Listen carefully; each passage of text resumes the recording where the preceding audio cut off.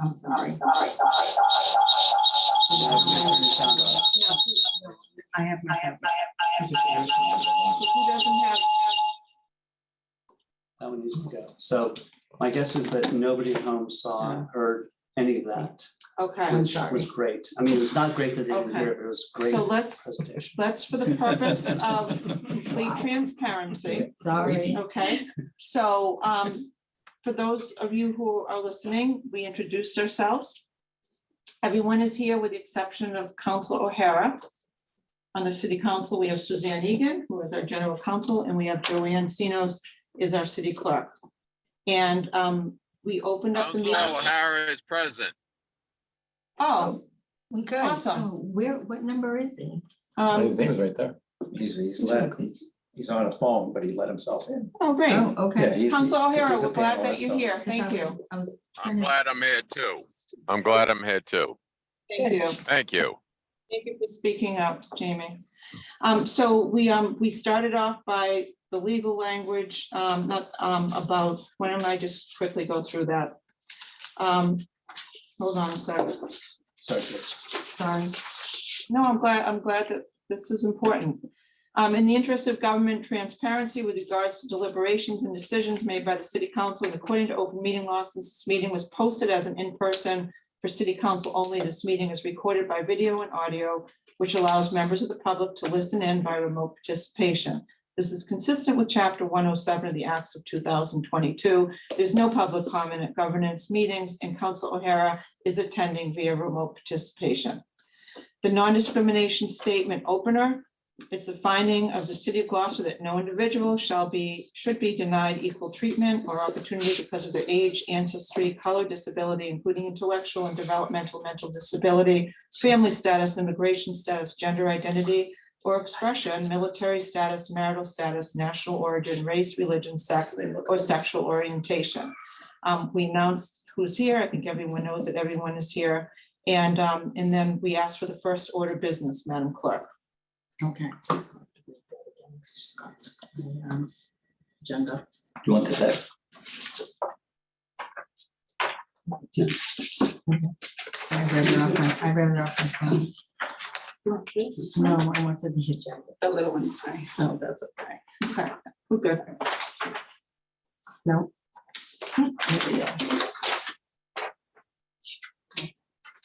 Governance review of city council rules of procedure last amended on March 8, 2022, including a discussion only, no votes on proposed amendments to council rules of procedure on city council orders.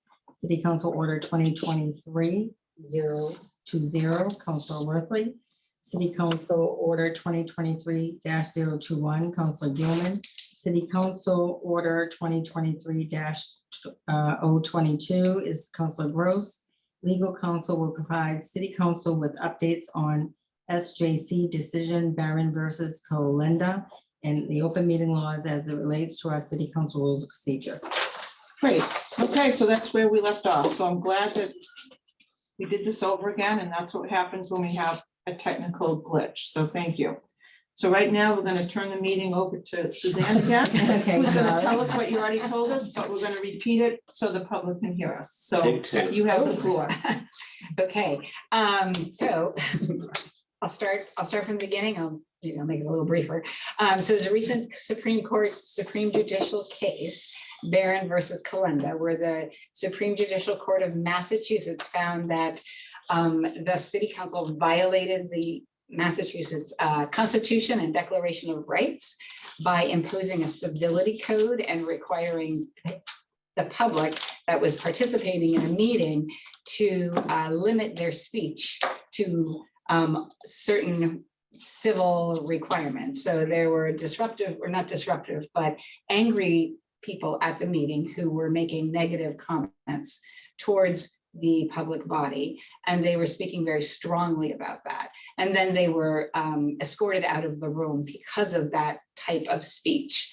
And they appealed and they went to the court, and the court said that, no, you can't do that. You can't limit the people in opposition to the public body's some jurisdiction or deliberations. You can't limit that negative speech. So you can't require people to be civil. You can ask them to be civil, but you can't require them to be civil. You can continue to place reasonable time, place, and manner restrictions on people. You can limit the time that they can speak. You can limit the number of times they can speak. You can require them to speak to address only items that are within your jurisdiction or that are pertinent to the agenda item under which they're recognized.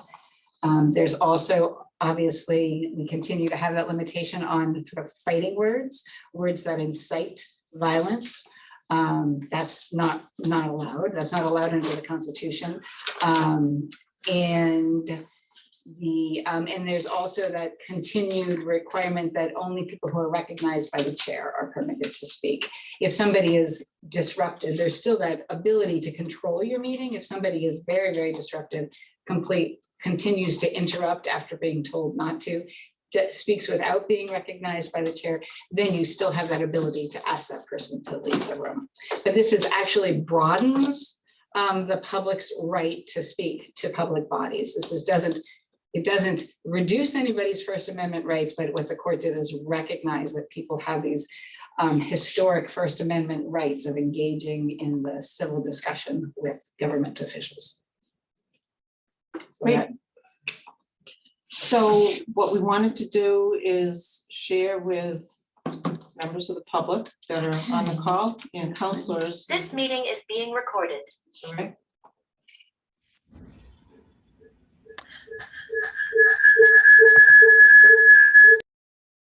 Yep.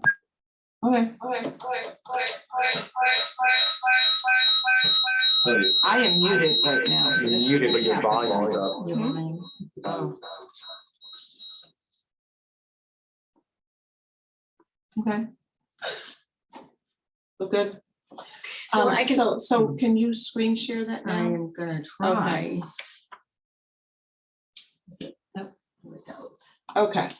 So I wanted members of the public and counselors to see that as soon as this law became effective and our general counsel sent us a document on March 9th, we amended what I said at the first meeting, which was on the 14th, after this law was enacted.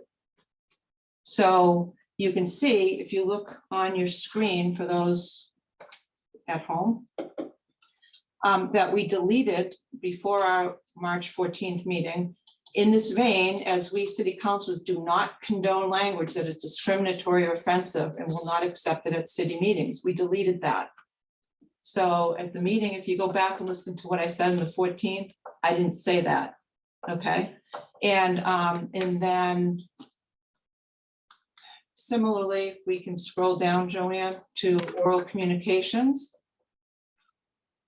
This talks about oral communications, and before the meeting on March 14th, I did not say the council president shall not allow complaints as to individual performance. So I did not say that. So I just wanted to explain that we took this seriously when we got this updated finding, and we immediately took action. And we're just letting the public know that that is what we did. And I appreciated Joanne and Suzanne helping with that modification. And it's very clear that those are the major changes that we have to make as counselors based on this new case. Okay, so, you know, if we want to read it in the packet, you can read the entire case. So for those of you who have access to the internet, we have a 29-page packet for tonight's governance meeting, and the entire case is there, so you can read it. It's quite detailed. There's part of it that's hard to understand, but it's basically this, right? So I just wanted to bring it home to something that's easy to understand, and we've taken those measures. Okay, so Suzanne, do you have anything to add other than this to what you've said? And then we should open it up for conversation to Suzanne. No, I don't. Okay, so Joanne, you can take this off right now. Not the question. And let's open it up for questions on what this new SJC finding means to us as elected officials. Who would like to start? No, Go ahead. so just clarification, if someone stands at the podium and says, I think Jason Grove's an idiot for supporting this legislation, protected speech. If the guy sitting in the audience stands up and says, Jason Grove's an idiot, unprotected speech. So it's not a matter of what's protected and what's not, right? In that scenario, that's not a matter of what's protected or unprotected, because speech is protected. Yeah, First fair. Amendment rights, everybody That's has the First behavior. Amendment rights, right? So what you're talking, I think what you're talking about is what type of rules you can have in place to run a meeting. So you can still have, it's still your meeting, it's still the city council's meeting, and if you have an open period for public comment, you still have to do that in a procedural manner. So everybody, if you determine, I think the rules say that everybody gets 3 minutes. Let's say. I think that's what it is. So everybody gets 3 minutes. You get to raise your hand, or if you're in person, you stand in line. So you can have 30 people stand up for 3 minutes and talk to say exactly that, right? They can say Suzanne Egan is an idiot. Suzanne Egan is an idiot, and they can do that for 30 minutes. Everybody, but only for 3 minutes at a time. But that doesn't mean that people from the audience can all stand up at once and scream that. Right, that's my point. But that's different. That's not First Amendment. That's your rules of procedure within your council. You see the difference? Oh, yeah. Yeah, okay. Yeah, no, I'm just, This is an interesting conversation. Councilor Nolan. So my concern is I'm really not concerned with what people say about me or say to me about me. That doesn't really bother me. I understand the freedom of speech, but suppose we have a second grade class there that's going to give recital or do something in front of us, and someone comes up and starts using foul language for 3 minutes in front of children. Is that still First Amendment? Well, foul language would not be. No. All right, so Right. swearing, F Right. word, and stuff like that, that's still not, Right. that's not acceptable. Right. Okay, that's my only concern. Thank you. So that would be a time where that I would either gavel or do a point of order. Or any of you could do a point of order if I wasn't on my game. Right? That's how that would work. Or a good hair day, Excuse me? or a good hair day. so they can call you an idiot, just not an I'm glad we all have our sense of You might be able to say humor that. now that we're back together in meetings. All right. Okay, these are good questions. Who else has questions to Suzanne on this? Just for discussion, Go I ahead, had Councilor something. So Whitley. first, thank you, Suzanne, for doing this, and thank you, Councilor Gilman, for catching the change early enough for our last meeting. I didn't catch that you had made the change, but I appreciate that you did. I found in my prior service and this service that people aren't typically rude or inciting violence or derogatory, and I find that the more we listen, the better we listen, the less angry and loud people get. And so this is 5.5 years of council meetings. I've never heard, I don't think anyone swear in a meeting, at a council meeting. I haven't heard people be rude or abrasive. And so I just think that as long as we're cognizant of that, I think residents want a chance to be heard, and the better we do with that, I think the less chances are that we're going to have angry residents. So I think some of the changes we might be looking at tonight might help with that. So I'm appreciative of it. I think that it's good that we have some clarity on this. And I think the public does a fantastic job. I think, regulating themselves. I don't feel that we've, in this year, have had any concerns with people saying things that would even feel even close to that line. So I welcome the dialogue that we're having tonight, and thank you for doing this. Thank you. Other questions, councilors? The only thing I would, if I could, We go Go Frank and then Keith. Well, I mean, again, prior to making this change, people weren't able to say Councilor Majota is an idiot and insult me. So to your point, that's where it's gonna be slightly different, where now people can say whatever they want without cursing to us, whether it's via Zoom or in person. And I mean, that right there, is whether it's, 30 minutes, how many speakers are 3 minutes of getting insulted, whether it's right or wrong, they have the right to do that. Councilor Gross. What about city employees? I was just gonna Yeah, ask. They're subject to. There's some, so, yeah, so. they- that is a substantial change. Because They can say, over the you know- last 7, 8 years, I can think of multiple times when the chair has had to say, please do not make a personal attack about this employee at this meeting. That's going to be out the window. It's a good question. Other questions?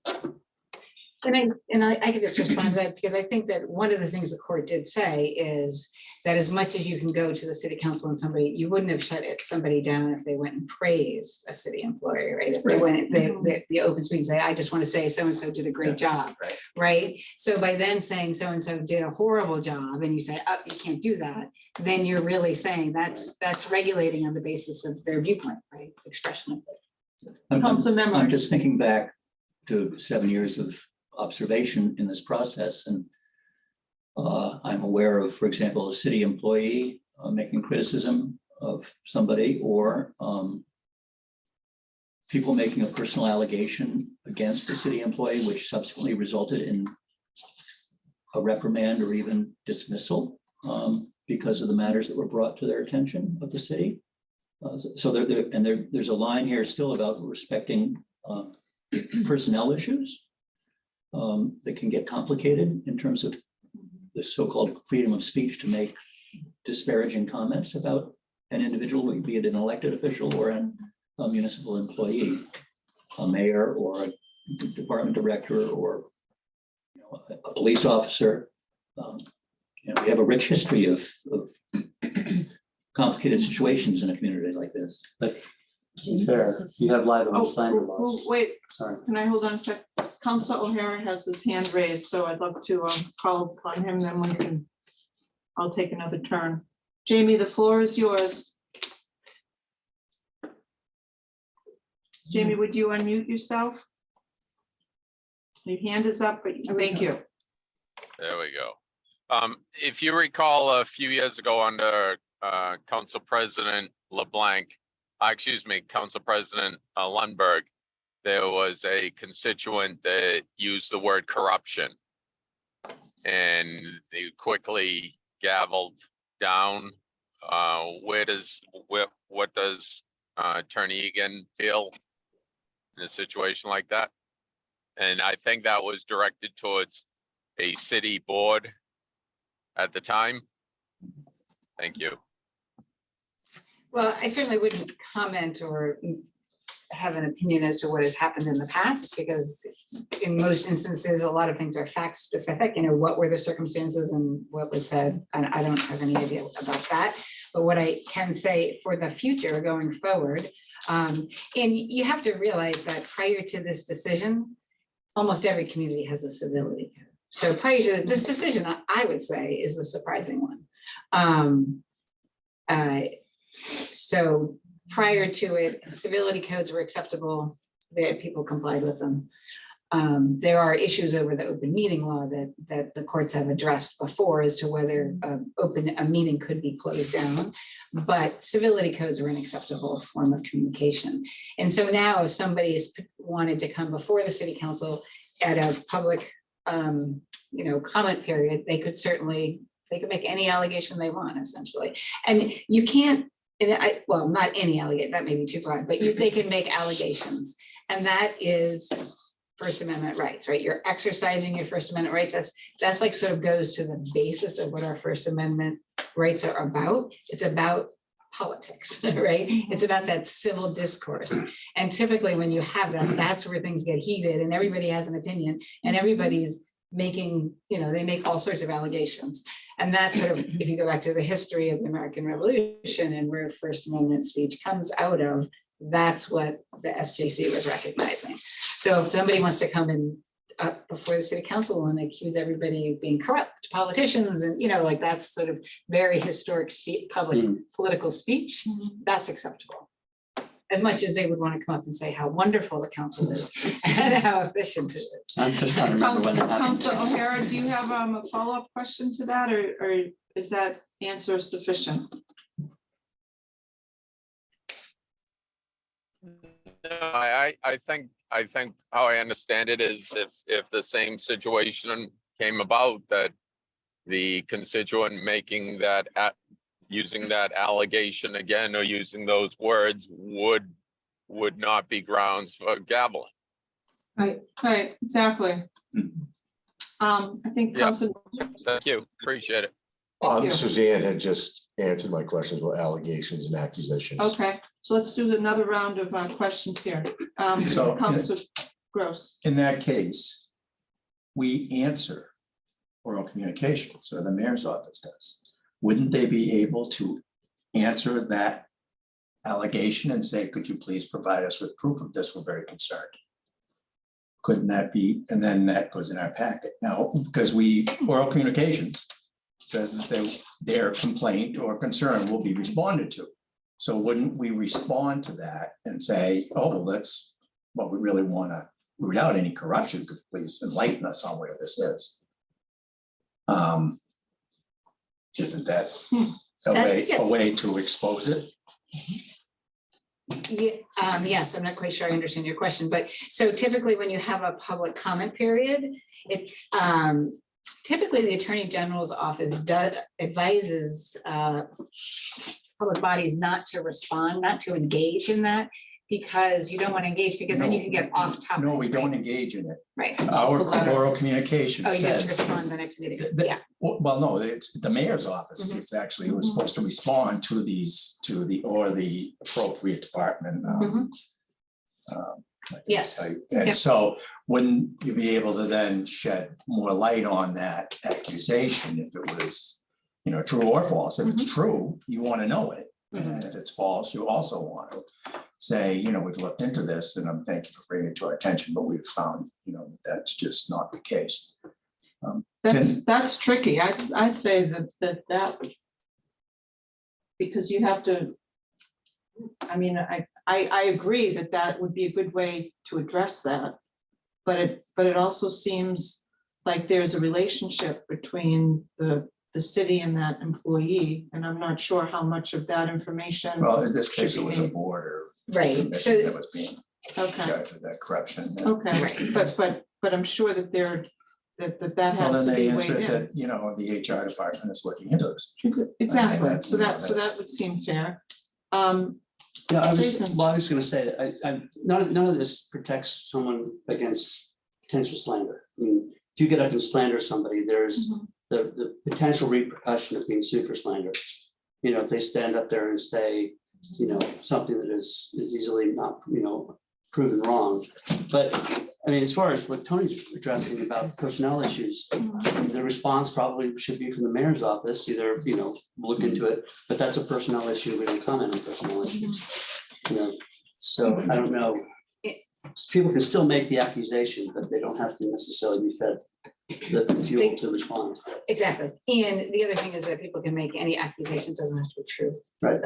And when you're a public official and you're putting yourself out as a public official, the standard for slander is much higher. I'm really right? thinking more about public employees who Oh, might public be addressed in that way. Yeah. To suggest someone is corrupt, is fine for us. We all know that, that's a regular admonition, but, if you're a custodian, Right. working, that's a different level of.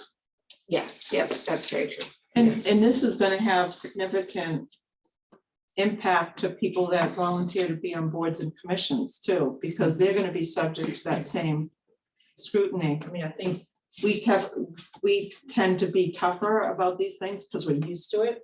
We just have to read the different blogs on social media and we can see that a lot of people have strong opinions about I'm us. universally like. But I guess I am sympathetic towards our boards and commission because they're volunteers that aren't used to being as thick-skinned as we are. So I think they're gonna have to go through some training to understand how this works. And we're gonna have to work harder to recruit people to do these jobs because that will be difficult for them. But we understand that the public has a right to say these things. And so that's just something that we need to be aware of, right? Yeah. And then also, I think our employees need to understand this. And I'm sure that's gonna be something that Holly, maybe the HR director, and administration will have to figure out how they're going to make sure that they understand what this means and how the city administration will handle it in a certain protocol if they get criticism in public about a municipal city employee, right? I mean, that will have to probably be a policy or something. Well, to a certain extent, is and I actually don't know if this is true, but I would assume that the city council is one of the only public bodies that have an open comment period. Right, I don't think that, the planning board doesn't, I don't think they do. Actually, I have no They do idea. have public hearings. Oh, do they? Yeah, Oh, they do. everybody does? Okay. Well, it's Zoning Board of Appeals. They have public hearings, they don't have But- public comment. Yeah, and that's very different. So public hearings, right, you have to discuss that agenda item. You can't go and speak about, public officials that are not relevant to that agenda item.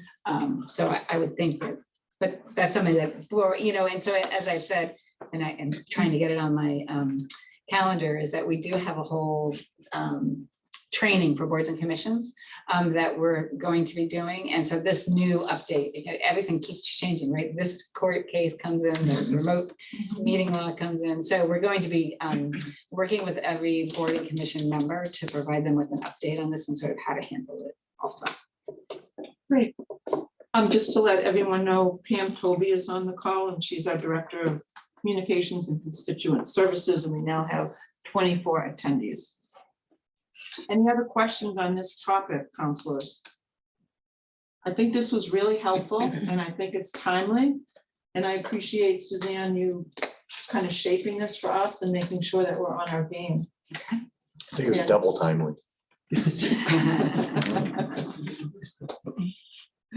And I guess the gavel still needs to remain because there will be sometimes times where the gavel will still occur, but we'll have to be a lot more open about not using it. So I think that's good. I think Jeff's right, though. I don't think anybody can say anything about us. I don't think we have any right to say they can't, No, but I also think that the better we are towards each other and being better listeners, I think we can also mitigate some of the anger by being more available for these comments.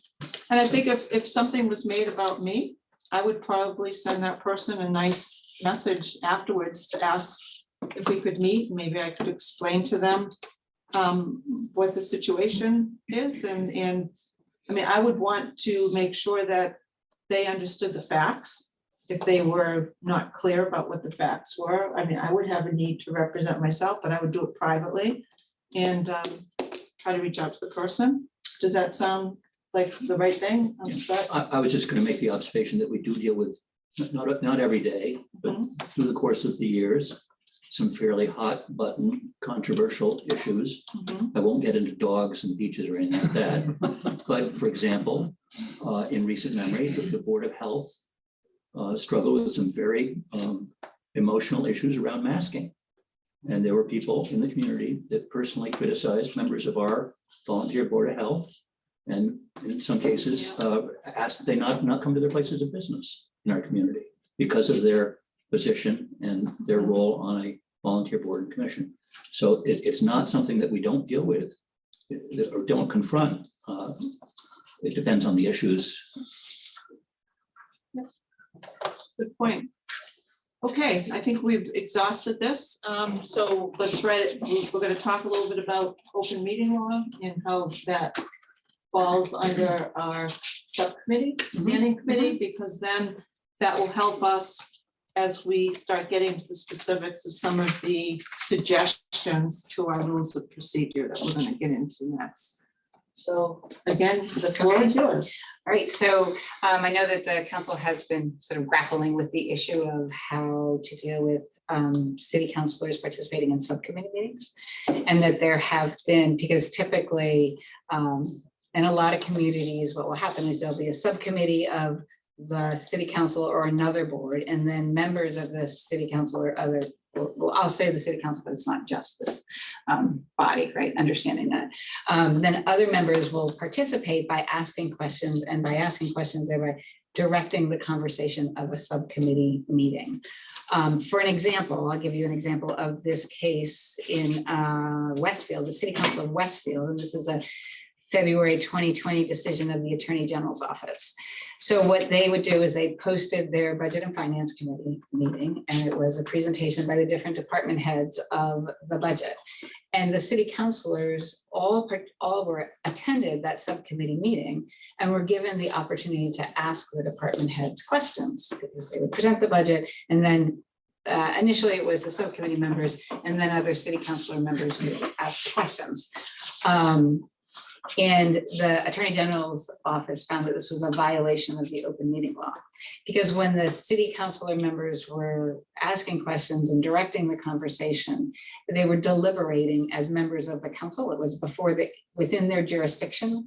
And so that was a violation of the open meeting law. And the cure for it is to have posted it as a city council meeting. And the other cure, obviously, is if a city councilor is going to attend a subcommittee meeting, they don't participate as a councilor. So they're not recognized as a councilor. They're not asking questions that is within the jurisdiction. And if they do ask questions, it's one question from a city councilor, and then members of the public are also allowed to ask questions.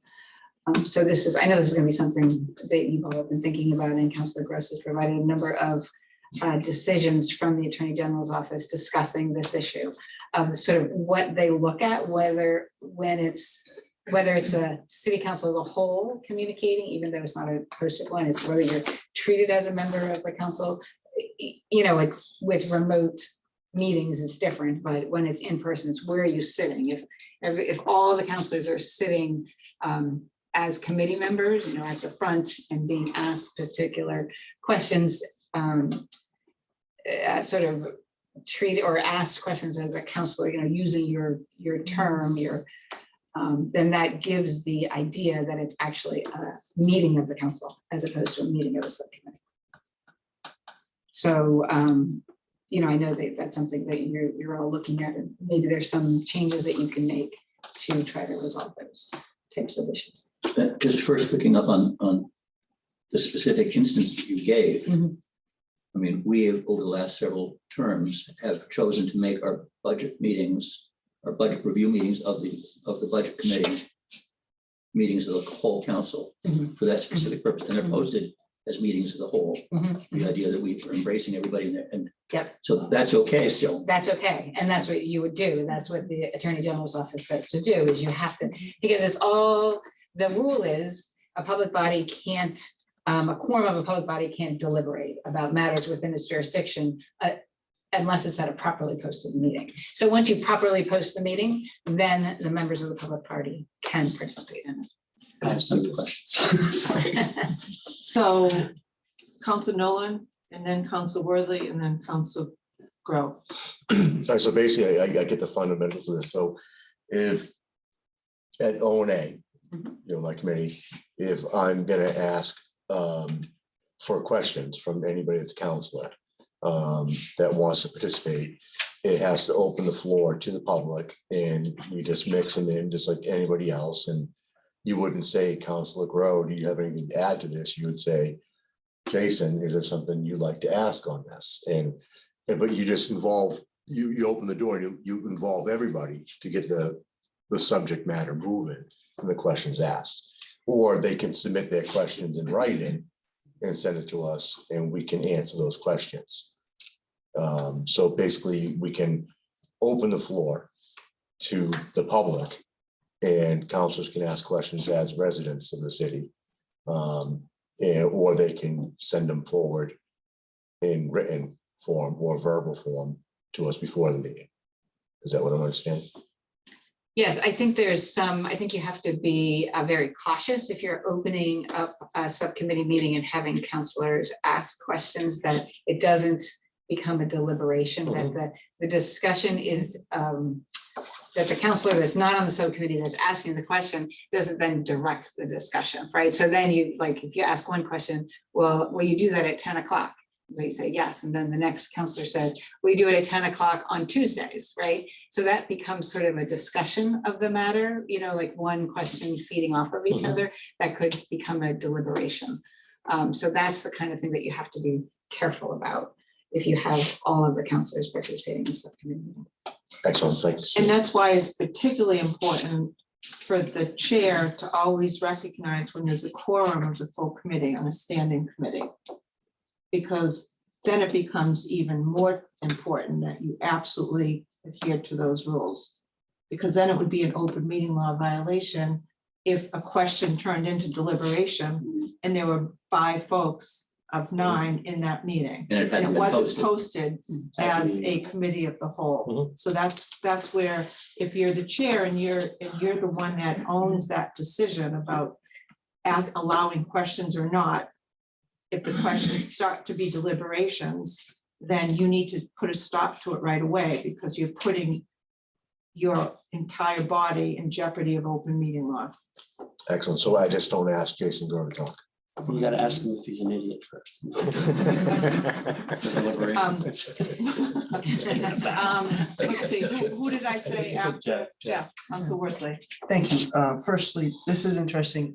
Will we be discussing this also later as we go through the proposed It change, could. or do we want to? No, I think as Gotcha. we're going through the changes, this might be something that, Okay. but we wanted people to understand this before we start getting into the minutia.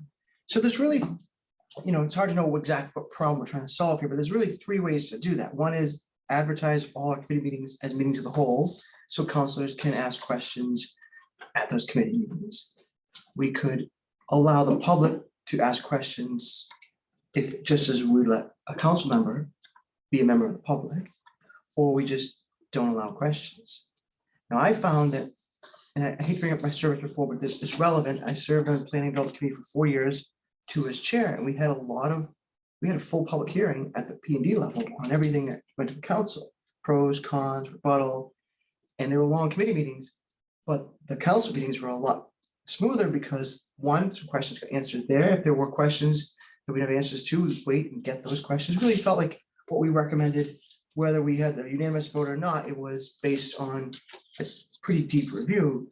And there were counselors who asked questions and it helped it. So I think that the answer might be to open up committee meetings to members of the public, so that everybody can have their voices heard there, and it will. And that's just one suggestion. I mean, unless we have every meeting advertised being a whole. So I don't know how long those meetings would go, but I think it would make our council meetings a little more efficient. Just want to throw that out there. Tracy, So that sounds like a good idea to me. Because as a new counselor, I would participate at subcommittee meetings and I would ask questions. Now, there wasn't a quorum, so if there's 3 on a committee and I pipe in and I ask questions, that's okay because there's only 4 of us. It's not a quorum, correct? it would be, if you Right. opened it up for the 4th person to ask a question You have and to it was open a it up to the counselor, public. you'd have to open it up to the public Right. for So questions. And it depends, you have to understand the amount of on the agenda too, because if you have a heavy agenda, sometimes we've had P&D meetings that have taken 4 hours, right? With 2 or 3 different presentations. So you've got to kind of balance, when you make those decisions, it can open up a can of worms, right? In terms of just lengthy, meeting on.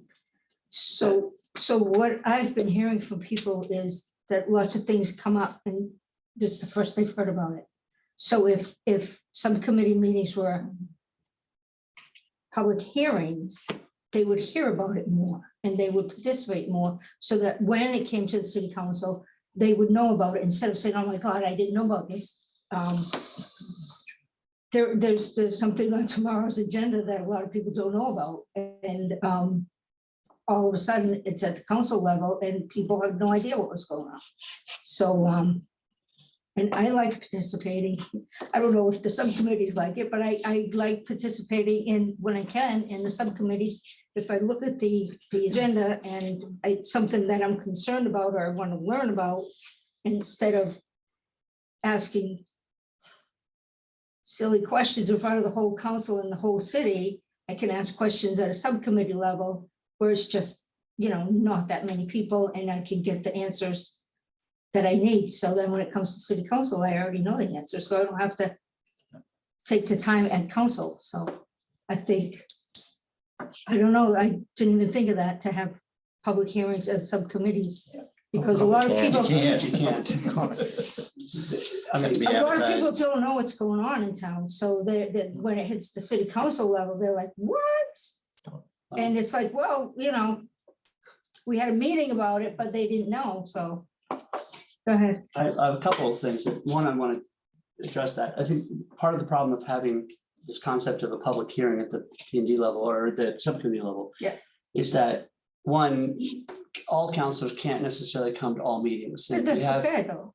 Not if you're having a public hearing, because what you're trying to do at a public hearing is get the opinions and concerns addressed by the public at one concentrated time. If you're talking about just questions, I think that's different. Okay. And I think that the concern I would have with advertising every meeting as a meeting of the whole is that you're actually skirting the need to address public questions at that point by automatically allowing counselors to ask questions, but you're putting essentially a barrier there to whether or not the chair has to open it up to people asking questions. I'm more comfortable with the concept of opening up for questions to counselors and to the public at the subcommittee level, because that is where people really want to know. Yeah. And also, That sounds good. oftentimes, people are getting the information for the first time. There's obviously questions that are going to arise. And I know that I sit there thinking, I didn't think about that. What do I want to know? But we can do it with the public hearing. And I think we do need to be, as chairs of each committee, need to be very cognizant that we're not allowing, do we need to stand up and, oh, okay. What is that? I don't It's know. Coast Guard Reveille. Station. Reveille. It's Reveille. Station. If I could correct one thing I said, because I think I may have misunderstood.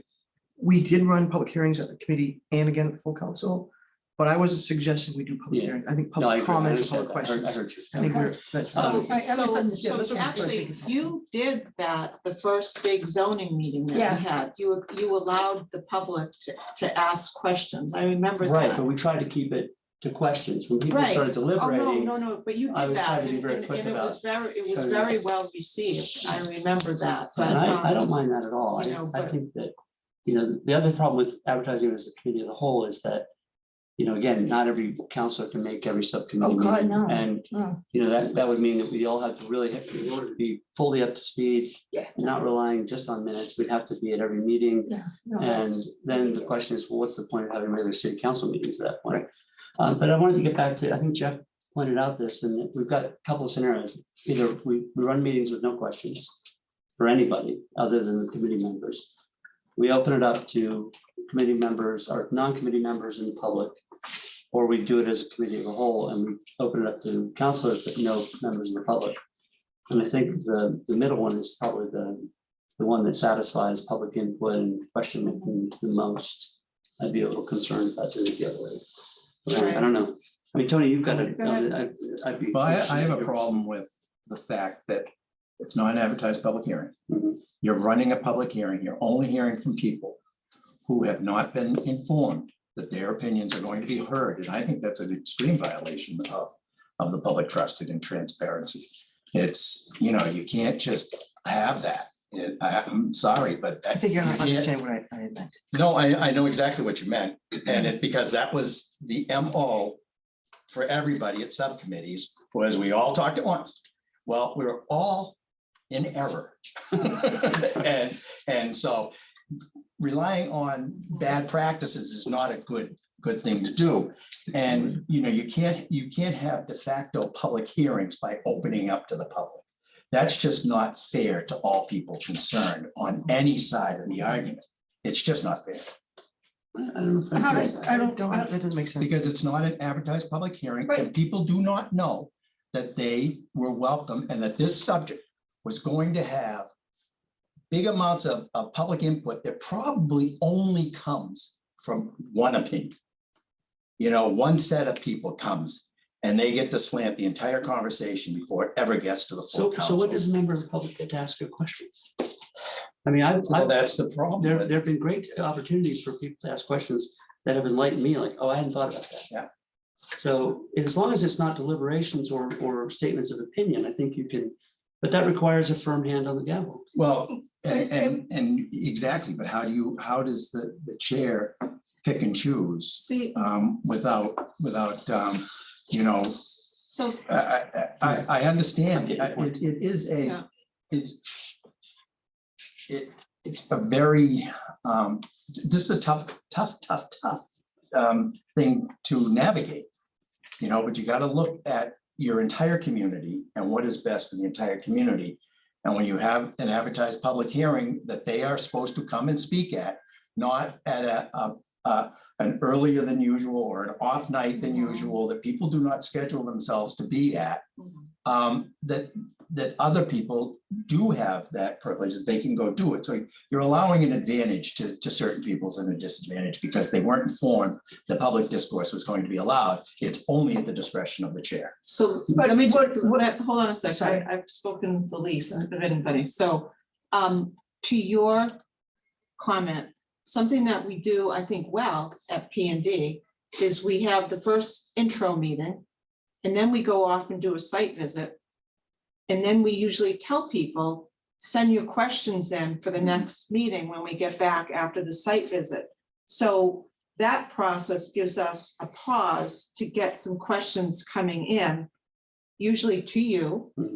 And we're able to get a lot of those questions answered at that next meeting when we're back in that next standing committee meeting, which I think is very helpful. So I think that pause is healthy because what it does is it slows down the process so people aren't surprised that something is coming up and that they should start paying attention. By then, there's been an article or two in the newspaper too, and people are starting to get that this is a big deal and it's coming up. And I think I think that's been helpful. And that's what we do typically with special council permits as a process. Right. Sometimes we've even had site visits where we've hardly needed one. I think the one at the Passports building was an example because there was no external changes whatsoever, but we still met and had that and we paused and more people got to know that that was coming up. But it's, not to interrupt, the majority of our overall, the DNF and ONA and frankly, most of the P&D stuff, well, we have more liberty in that, is one night stuff though. We're not pausing on That's true. every BNF decision or every. That's true.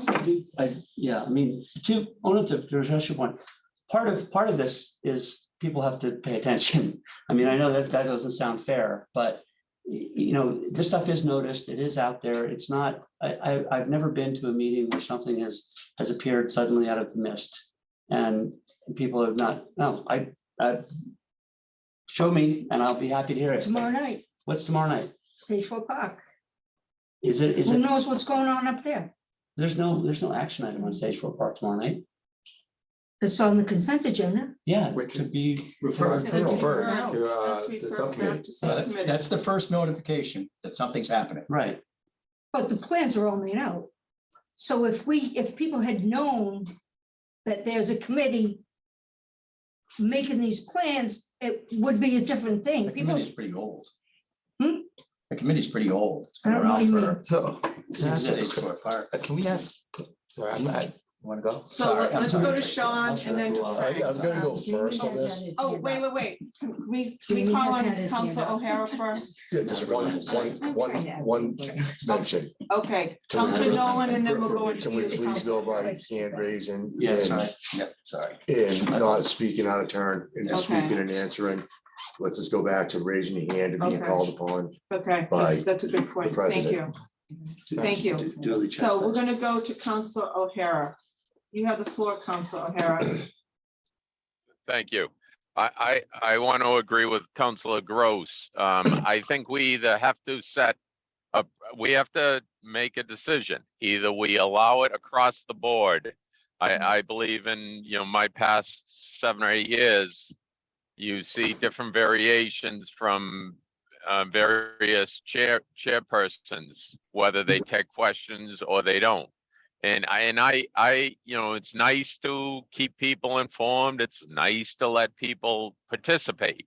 But we either do across the board or we don't, because I agree with Councilor Gross. It creates a kind of a false meeting environment. You know, some people who are more attentive to the goings on of the city are there at those subcommittee meetings, and plain and simple, most of them aren't. To make it to city council is trying, and again, we are a body governing for the people. So I think we need to make that decision, and it has to be accepted across the board, whether we allow it or we don't allow it. I don't think we can have a little bit of both. Thank you. Council Majota, and then Council Memard. So I agree with Council Groves, and where he says that, you know, information is out there, you know, things are posted publicly, you know, O&A, this is going to happen 2 weeks prior, boom, you get information. So my question, if I can't ask a question to Tracy, is more of, you mentioned the consent agenda, Stage 4 Park. So now, are you saying that you want the meetings of the people who thought of the idea for whatever needs to be done for Stage 4 Park to be public? In a sense, so I own this company and I want to create a raspberry flavor water. You saying that you want the public to be there for the reason why I want this water to be raspberry flavor, rather than me bring this up to the consent agenda. I want to create a new public water or whatever flavor water. Let's vote on it. So you want everyone to be part of the subcommittees before it gets to the consent agenda? Yes. May I answer? Wait a sec, no, I think, Council Memard, you had your hand up. This is an interesting thread, and I don't want to distract, but I want to step back for a minute and clarify 2 points. One, if one of us has an order for a subcommittee and we're not on that subcommittee, we're obviously advocating on behalf of our citizenry or our council order at that subcommittee. And so we have an opportunity to speak and reflect on why we think this is an important matter, whether that's debating or not, but we're presenters. So I want to be clear that nothing we're talking about here precludes a counselor from attending a subcommittee meeting that they're not on to make a presentation about a council order or a constituent matter that is before that committee. Right. And Is that clear though? I appreciate that perspective. Can we get an answer from our legal counsel if that's the case? Sorry, Scott. no, So yes, I think that is true, right? You can present to the committee. What you have to be careful of, right, is engaging. So you can see as 2 scenarios with that happening, or as you said, working on a constituent case, right? So there's a matter that's of concern to a constituent. Well, maybe there's a couple of counselors that also are concerned about that same constituent. So once you get to a quorum of the council at a subcommittee, right, that is all advocating on behalf of a constituent, well, there you have, that's a deliberation of the city council. So really you have to think about the subject matter, and you have to think about the rules and how they apply to each different factual situation. So you may have a council order that you present and you're presenting it, but you're not going to engage in the deliberative process. You're going to engage in a presentation. Here's my council order. This council order says this. Please adopt it or do it because of these reasons. And that's it. It's not going to be discussing it as a city councilor, but more of a presenter. Does that make, I mean, I know it's the they're author fine of the points. motion. Yeah, they're fine points, but you have to sort of pay attention. to The them. second part of my question. Okay, I'll let you do a follow-up, and then I'm going to. Council Nolan. Relates to my just experience with different chairs over the last 7 or 8 years. Running different style of meetings, and people have alluded to this. And at Budget and Finance, which is the committee that I've served on generally, we would always give a counselor who took the time to be present and attend, who was not on the subcommittee, but was in attendance, to ask questions. It weren't open to the public, but we were open to a fellow counselor present at that meeting. In very, very few of our subcommittee meetings, some we made ourselves available for questions, but strictly questions, not discussion with the general public. It tends to really open things up in a way that you can't manage if you have a busy, full agenda, if you have a lot of people with a lot of questions that are in the general public. So at Budget and Finance, we don't see a lot of those as a consequence. But once you Other do that- subcommittees meetings may. But once you do that, you have to give the members of the public that same privilege to ask a question as well. Once you open it up for. There's no special status for certain sets. No. For fellows. Because And you're- actually- Go ahead. And that's really good term to use, right? So if you're speaking at a subcommittee member, a meeting as a city councilor, you have no special status. That's what you're speaking as a member of the public. But if you go to a subcommittee meeting as a member of the city council to engage in a matter that's within your jurisdiction, right? There's when you get into the issues with the because then you're acting as, and that's one of the things that the Attorney General's office will look at. How were you viewed? How were you treated? Were you sitting someplace special? Like a part of it is the panelist. And we brought in as a panelist, and were you recognized as a city councilor and allowed to engage in Now, that could you just dialogue? backtrack to the question I asked just a moment before? If you're a counselor who has an order before that That's subcommittee. different, right? Yep. Sorry, And- go ahead. Okay. I'm sorry, I'm gonna speak, because I have your answer to that question right here in front of me about an order before you answered to me back in Does it December. contradict what I just said? No, but it's very succinct. Okay, Council Nolan, do you mind if we let Council Gross jump ahead I was of you? just, Not at all. I was just gonna read this. Go ahead. As indicated by open meeting law divisions, Attorney Flynn, when a city councilor introduces a council order to a subcommittee, the councilor should limit their discussion to introductory remarks and explanations and not engage in a discussion with the subcommittee or other members of the city council about matters that are within the jurisdiction of the city council. And then it goes on to have some examples, but Good, you're consistent. Never know. Council Nolan, Council Worthley, and That's a then tight act, Council but- O'Neill. this is a very Go tight ahead. act. I just wanted to, in O and A, since the time I've been there, we always took questions. It was a lot different before Zoom. People that were in the room, it was something that you'd recognize and you'd ask if anybody had any questions. A lot of things went different with Zoom versus being in person. The other thing is that things that come before O and A aren't necessarily something we can do a site visit for. Same with budget and finance, unless Scott's gonna take us to a bank and show us a bunch of money. It gets difficult, but we deal with a lot of nominations and confirmative appointments. And it would make it difficult at that part of the meeting to have public discussion or questions on each individual. There may be a part of O and A where we may open up for public questions, which would involve anybody to ask questions as long as they're a resident. So it's different now than it was before, but we always took questions and we always did give, special for counselors that were there.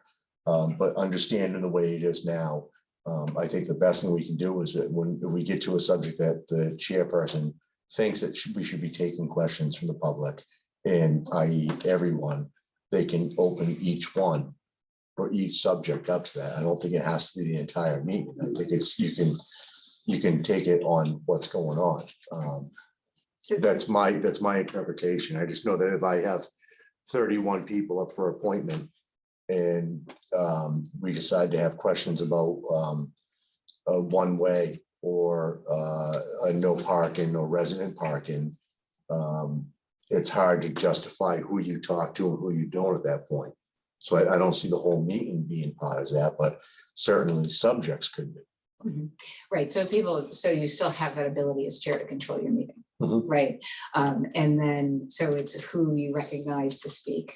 I mean, it doesn't have to be completely open for, allow every single person who wants to speak. You can make determination as who who you recognize, you don't want to do it on the basis of subject matter, like what their opinion is. You don't limit people, the amount of time people can speak on the basis of whether you like what they're saying or you don't like what you're saying. And the other thing that I would just mention is that in terms of just O&A, for an example, P&D, or loan orders at BNF, right? Those are required under the law to have public hearings before the full city council. And so that's the opportunity for city councilors to speak and for the public. Because what you're doing is sort of doing the work of committee, right? Teeing it up for this full public hearing. So if people have questions or want to have input into an ordinance, well, it's going to go to city council and public hearing and everybody discuss that. So there is that opportunity there. Excellent. Thank you. Council Worthley and then Council O'Neill. Thank you. So when you look at a food and you look at the ingredients, they list number one ingredient, the ingredient that is in the product the most first. And for our product, it should be public input. I think no matter what, if there might be some experts on different things, but public input has to always be the number one ingredient. And if the subcommittees, standing committees are making recommendations to the full city council and they're not including public input, what are you basing that recommendation on? You're basing it on your best judgment on the information you have, but you don't have all the ingredients. And so I think that your recommendation from standing committees would be far more reliable. I'm not making any comments on any individuals here, but it'd be far more reliable if you say, look, we've got 30,000 people, they're not all gonna be at every meeting, but those are the people who are the experts on the things that come before us. Not every single person, obviously, it depends who comes to the meeting, but we need to factor it in, because then when it comes to full council, wouldn't that recommendation have been vetted in the way where we have some confidence in those votes? Because otherwise, if you have questions that you don't even think to ask at the committee level, they come to the full council, then there's not a chance for getting answers.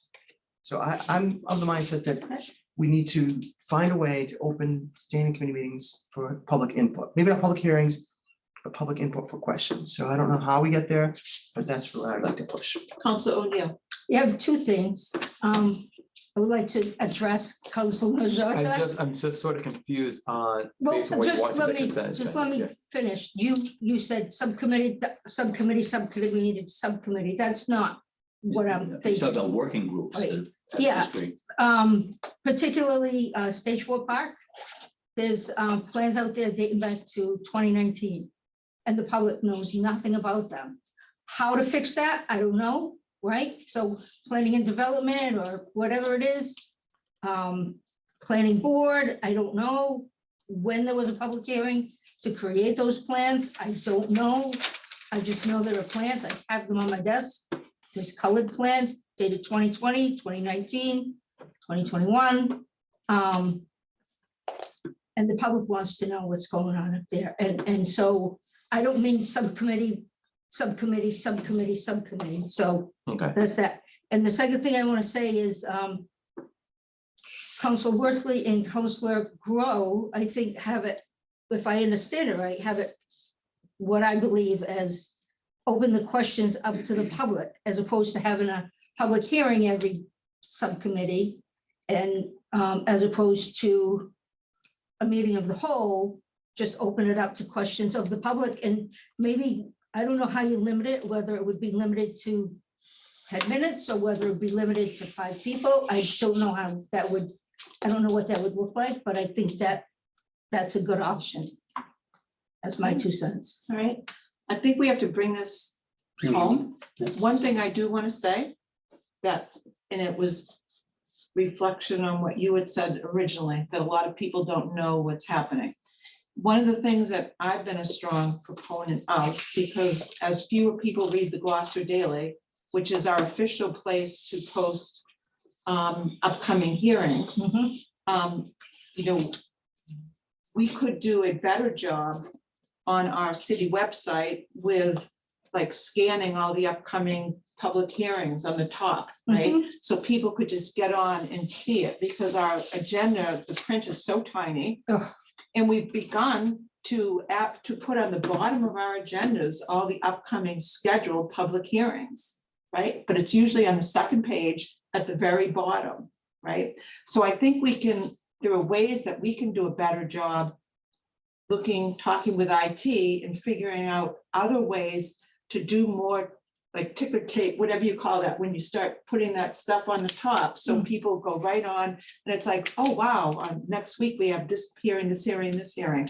So I think that that is an opportunity for us, because legally, we're just required to post in the newspaper. Right. And then we post in at the clerk's office, right, and on the city website, right, that's our legal requirements, but I think there's more opportunities where we could be more creative with how we can get this information out there. Go ahead, and then we're gonna move on. But you're talking about public hearings, you're not talking about subcommittee meetings. Right now, I'm talking about public hearings. Right, Right. so the problem is, No, I understand. At I'm in the subcommittee agreement, I'm in level. agreement with the conversations about consideration of questions at subcommittee.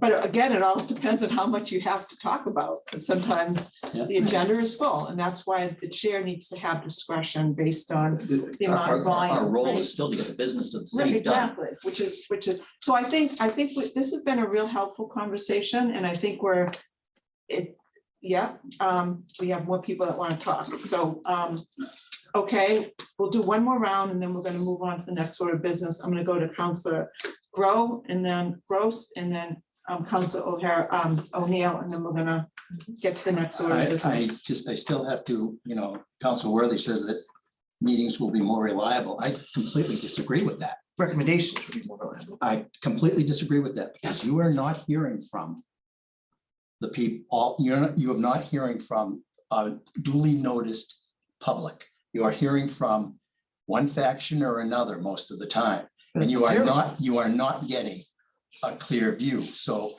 I really find that, considering that, coming up with a reliable recommendation on that public input is not necessarily true. I find that it probably has a great opportunity to be unreliable, because it may be weighted heavily in one direction If I may, but compared to what though? Compared to no input?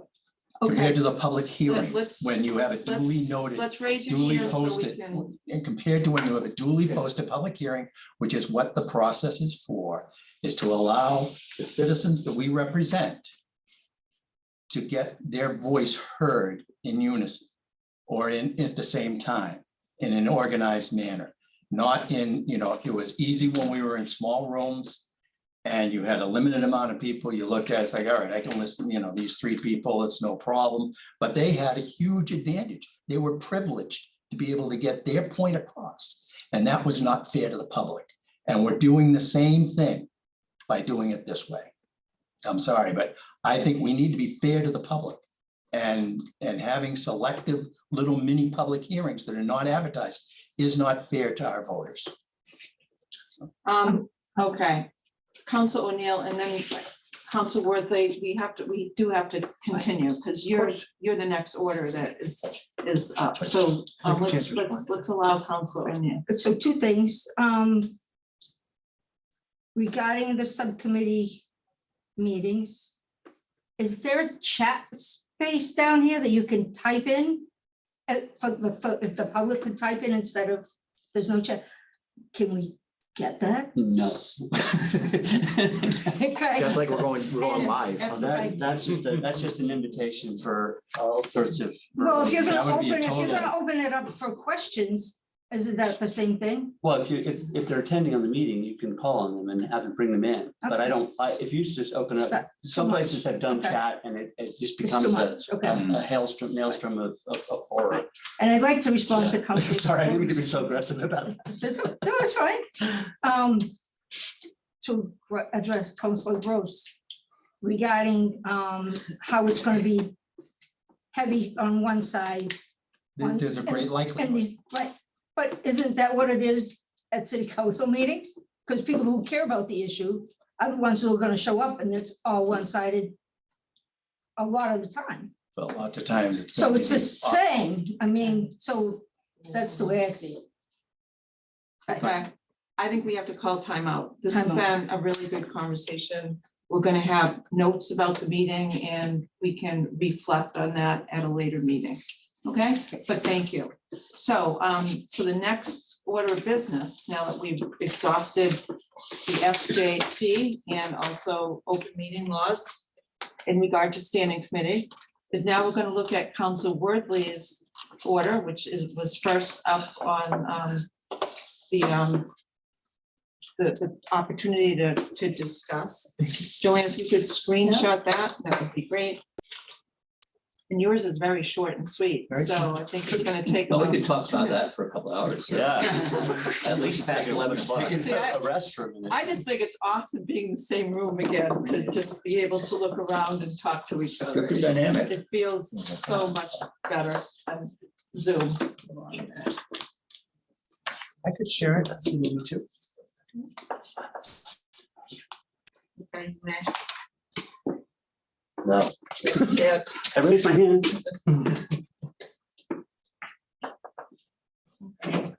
Okay. You see it? It's there. Right there. So just scroll it up.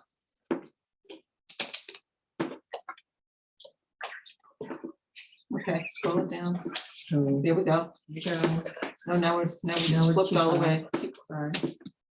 All right, Council Worthley, this was your order Thank you. and it was very simple. So why don't you explain it to us? Sure. So firstly, thank you, everybody. I had introduced this 2 weeks prior, and I think it was City Clerk Sinos who said, why don't we hold off until all the others, but mine aren't necessarily tied in with all the others. And I don't mean that in any way, it's just, this is not coming from the overall review that I think Councilor Gilman and Councilor Gross had done. When I first served the council, our start time was 7:30, end time was 11 o'clock. And the reason then was because a lot of people in the council were working and commuting, and a 5 o'clock or 6 o'clock, even 6:30 meeting was hard, so we started at 7:30. And then we moved to 7, we kept the end time at 11. And then now, I think because of the Zoom meetings, we're doing it at 6 o'clock, and we keep the end time 11. And this is not reflective of whether meetings are being run well or not. It's the amount of time we allow the public, maybe rephrase that, asking the public to be paying attention at 11 PM, 11:30, 11:45. It's not fair to the public. It's not fair to city staff. It's not fair to city councilors who have already been working since 4 or 5 or 6 in the morning, or have to get up the next morning, or have young children who don't necessarily sleep the whole night. Councilman Bajad, I'm not sure if you're in that category. I think I'm all for waking up. I'm just constantly waking up and working, but it's fine. So- We all are. So my thought process was, we keep the same protocol for if 2/3 of the council want to extend it. If there's a meeting that runs till past 10 o'clock, we do that. If there's a unanimous vote to continue later, we would do that. But we use a 10 PM endpoint. And this would go regardless of what time we start. The concept isn't about how long is our meetings. I don't mind long meetings, but what's fair to the public for participating in a meeting that maybe their hearing isn't coming up till 10 or 10:30, 11 o'clock.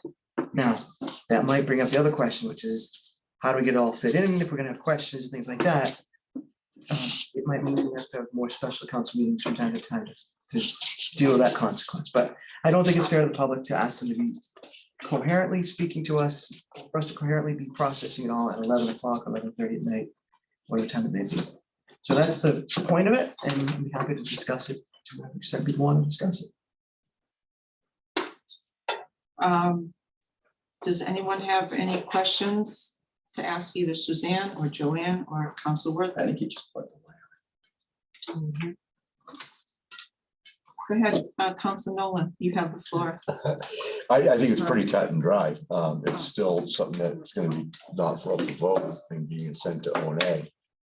So I don't want to prematurely have questions from a full council on something that's gonna come before O and A, then end up back at council.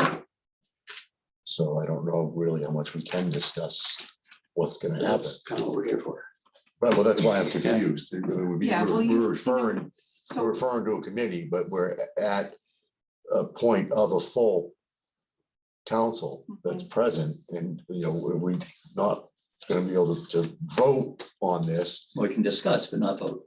Right, so maybe, does that violate anything that we just talked about? No, I About mean, I discussing think- something? This is a properly posted, Okay, meeting. perfect. so you're fine. In the whole notion of workshop, that's more, I don't know, Joanne, if you want to address that, that's more of a parliamentary process versus the law, like you've decided to have a workshop, which means you're not going to take votes on this tonight, but you, since you're properly posted under the open meeting law, you can have it. All right, so at that point, should we not read it in a form of a motion to be sent and just talk about the dialogue? Oh, yeah, Yeah. we're not gonna Okay. read it in the form of a motion, Awesome. for sure. We're just talking about it technically. And then it won't be submitted formally to you until it's O and A meeting. No, that's fine. I just want to make sure that everybody knows that that's not being submitted as an order. I mean, it has been submitted and it's coming Yeah. before, it's been sent Right, to but ONA. that's why I think we talk about the, not reading the motion. It's not a motion. Right, It's so an we're order. discussing what's Right, going yeah. on with it. For discussion And to purposes. Jeff's defense, he put in this first before everybody else. We were just kind of going through a little housekeeping. And No you had problem. already put this in, Mhm. so, but no, we're not, this Right, they're isn't not really a connected. motion. This is just the wording for rule number Mhm. 1. Does that help? Works for me. Okay. Any other comments? Yep, go ahead, Counselor. I don't have a problem stopping at 10 o'clock. I do think we need to think about how long our meetings are and what time we start, because I don't think we've had a 3-hour meeting. So if we start at 7 o'clock and end at 10, we're never gonna get anything done. Right, If we start at 6 and end at 10, or at least that's our endpoint, most of our meetings have been within that framework, but we've also need to talk about whether we go back to a 7 o'clock start. It's one thing to have done 7 o'clock, 6 o'clock starts during, Zoom meetings, but there are questions, I almost never work, unfortunately, but Frank and Sean both have jobs that go right up until 5 o'clock or so, and I'm sure that everybody else, some other folks do too. How do we accommodate? I think, well, my concern, and I know I'm bleeding into the start time, but how do we accommodate and make it accessible for people who are working to participate in our meetings if we're having them regularly too early in order to get done on an earlier basis? Because if you're commuting from Boston or somewhere else, you might get out at 5 and not get home until 6:30, 7 o'clock.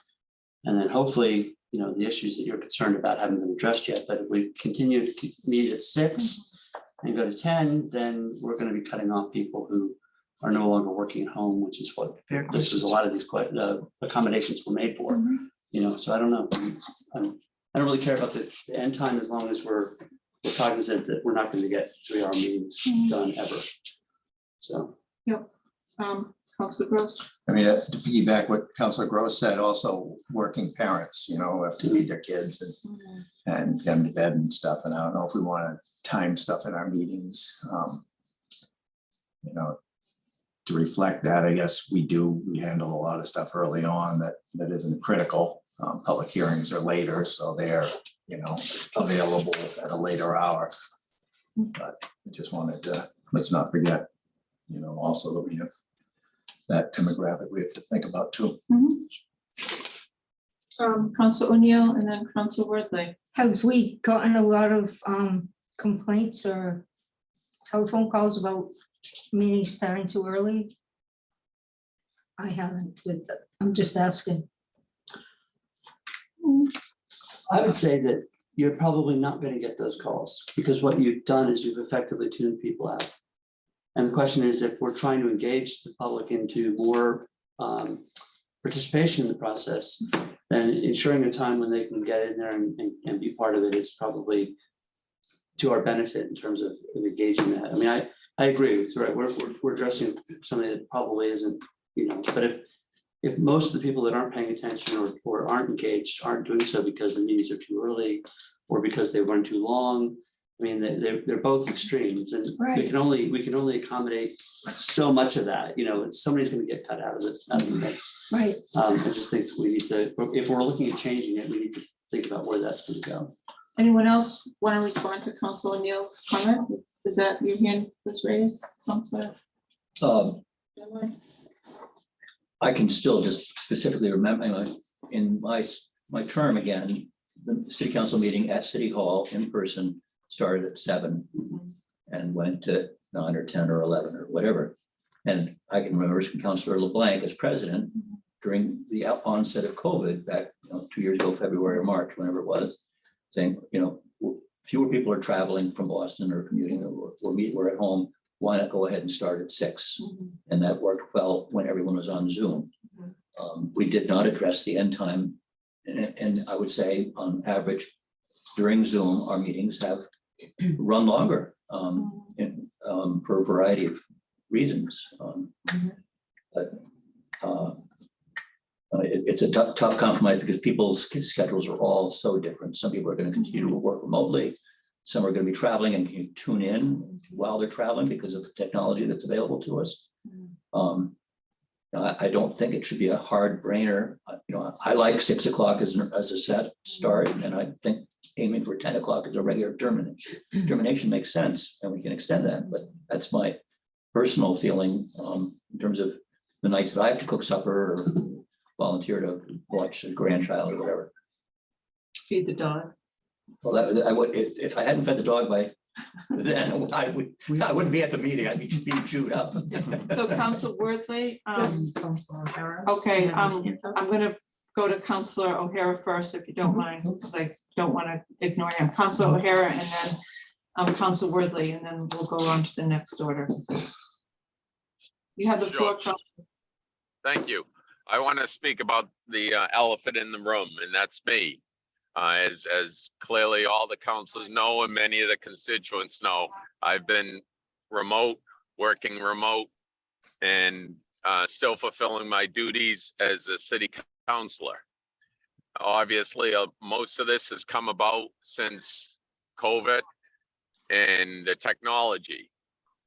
Most people are still working from home, and that's a new format that businesses have found. They've learned that they can retain employees. Some employers don't like it, some employers like it. So I think although as Councilor Gilman stated a few minutes ago, it's nice to be together. Obviously, I'm remote. But we also need to consider that as far as going forward. We talked at O&A, and it'll come up before City Council pertaining to compensation. Well, we're looking for the best people to do the best job for the citizens of our city. And I think we need to look at it in all vantage points. And that includes, as in my case, I've got constituents that continue to call me. They text me, they email me. I, talk to them as I did yesterday. Yesterday was Sunday. Sunday doesn't make a difference to me. I work 24/7 for my constituents, as most of you do as well. And I'm talking about the elephant in the room, and that is me. And I know me being remote has rubbed a lot of you the wrong way.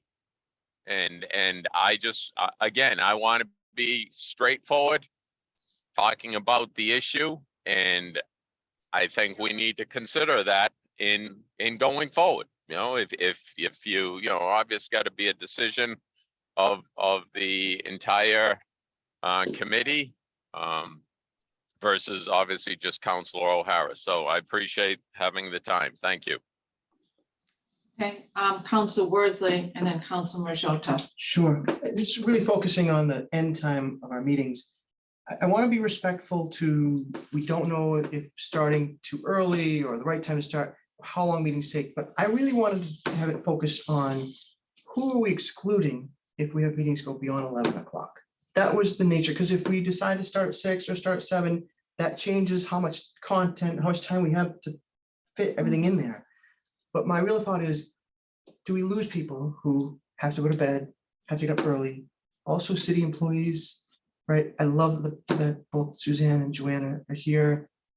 You have a short commute than Suzanne does have home. And I think there's something to be said for, whether it's staff or overtime or whatever, to say, what is the expectation that you have a staff you have to manage tomorrow morning at 8:30, and you don't get home. It's nice to be relatively early compared to other meetings, but we have 11 o'clock meeting. The public that couldn't stay up that late doesn't participate. There's a decline in functionality.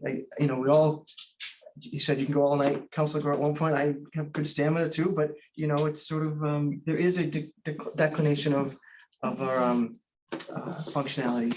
And then the city staff, people that we asked to participate in our meetings, I don't know if it's fair to them to have 11:30 midnight endings. So that's why I didn't put in a start time. I think we need to just say, we're gonna fit all of our time, all of our content in by this time with a vote to extend if necessary. So that was my mindset. Okay, We'll thank discuss you. it when we go to. Councilor Majota. And with the 10 o'clock start time, you would, end time, yeah, that'd be crazy. Yeah, 10 PM to 3 AM.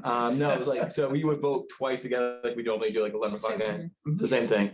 I guess the end time for me doesn't necessarily matter at all. It doesn't matter where we end at 10, 12 or 1, I think, like, it doesn't matter. I think with the Zoom at 6 o'clock start, getting back to start is helpful because again, of the commuting and feeding, we all got other things we do prior, you know, other than city council.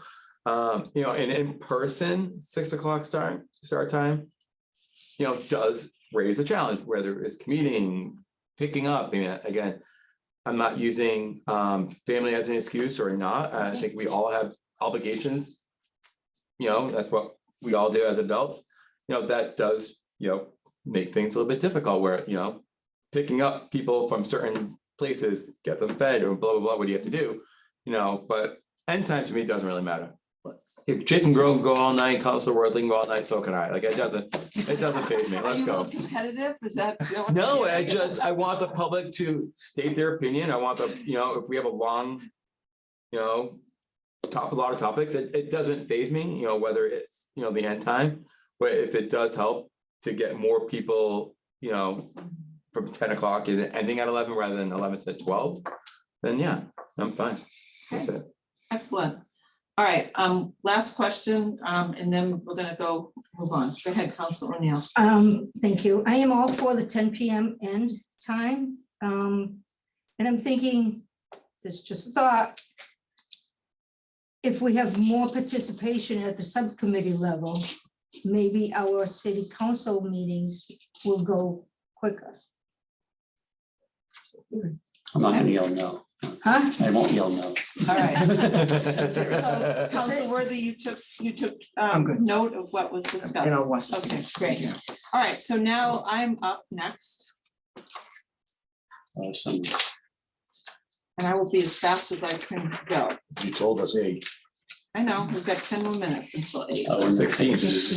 I have What? 15 minutes. 15 minutes, okay. Just- So, so I took kind of a similar approach to what I thought Council Worthy was doing, but I didn't, this was just my We unique hadn't talked idea. about it, unfortunately. And if you look at my first suggestion, can you scroll down, Julia? Okay, I just, oops. Okay. Okay, so I just said, all regular meetings shall be concluded within 4 hours of the start time. And I just thought that that would give us the flexibility. If we go to 6, we could make 10. If we start at 7, we probably need to go to 11. And if we didn't do that, then I don't think we're gonna get our business done. And we're gonna have to continue our meetings because, and you know, but I know we can always do better. I think we can be more efficient. I think it will be easier when we're back in person. And I'm looking forward to that. And to Councilor O'Hara's point, we don't know what is happening with remote. So we will have to take that into account. But that's my feeling on why I came up with that timeframe. Councilor Gross, We're discussing this, right? yes, concluded within 4 hours of the start So, time, with the same, I want to voting. stay out of trouble with the Attorney General and not have deliberations at subcommittee meetings. And so, which is where all the work really truly got done, not necessarily public input, but it was the deliberations between committee members, which really, because we're still going to have, if councilors can't deliberate or ask back and forth questions at a subcommittee meeting. They're still gonna have all those same questions at the full council. So it's not gonna shorten the council meeting.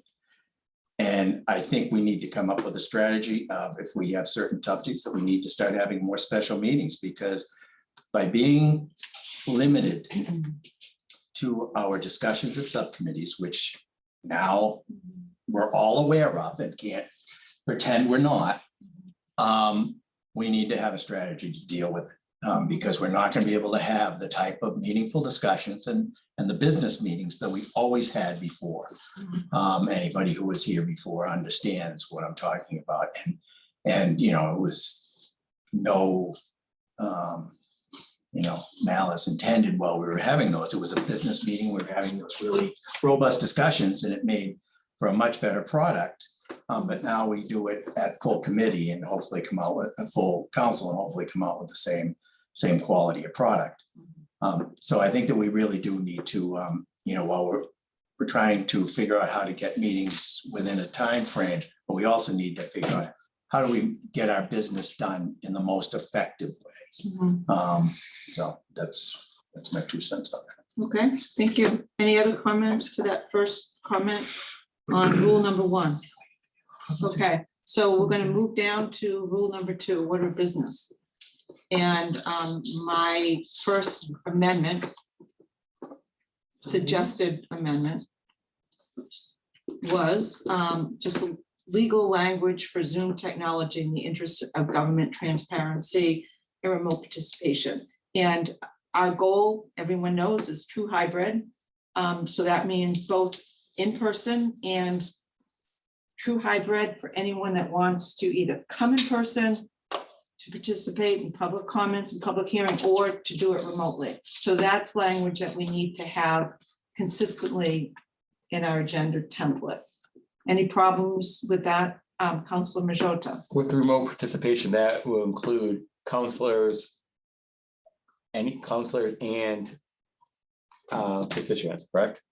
Any counts? Any counselor, anybody can remote Okay. participation. Is that what is that So what I'm that, reading? that is going to be addressed when the governor makes her decision on the Senate and the House recommendations. Because right now that date from the House and the Senate is March 2025.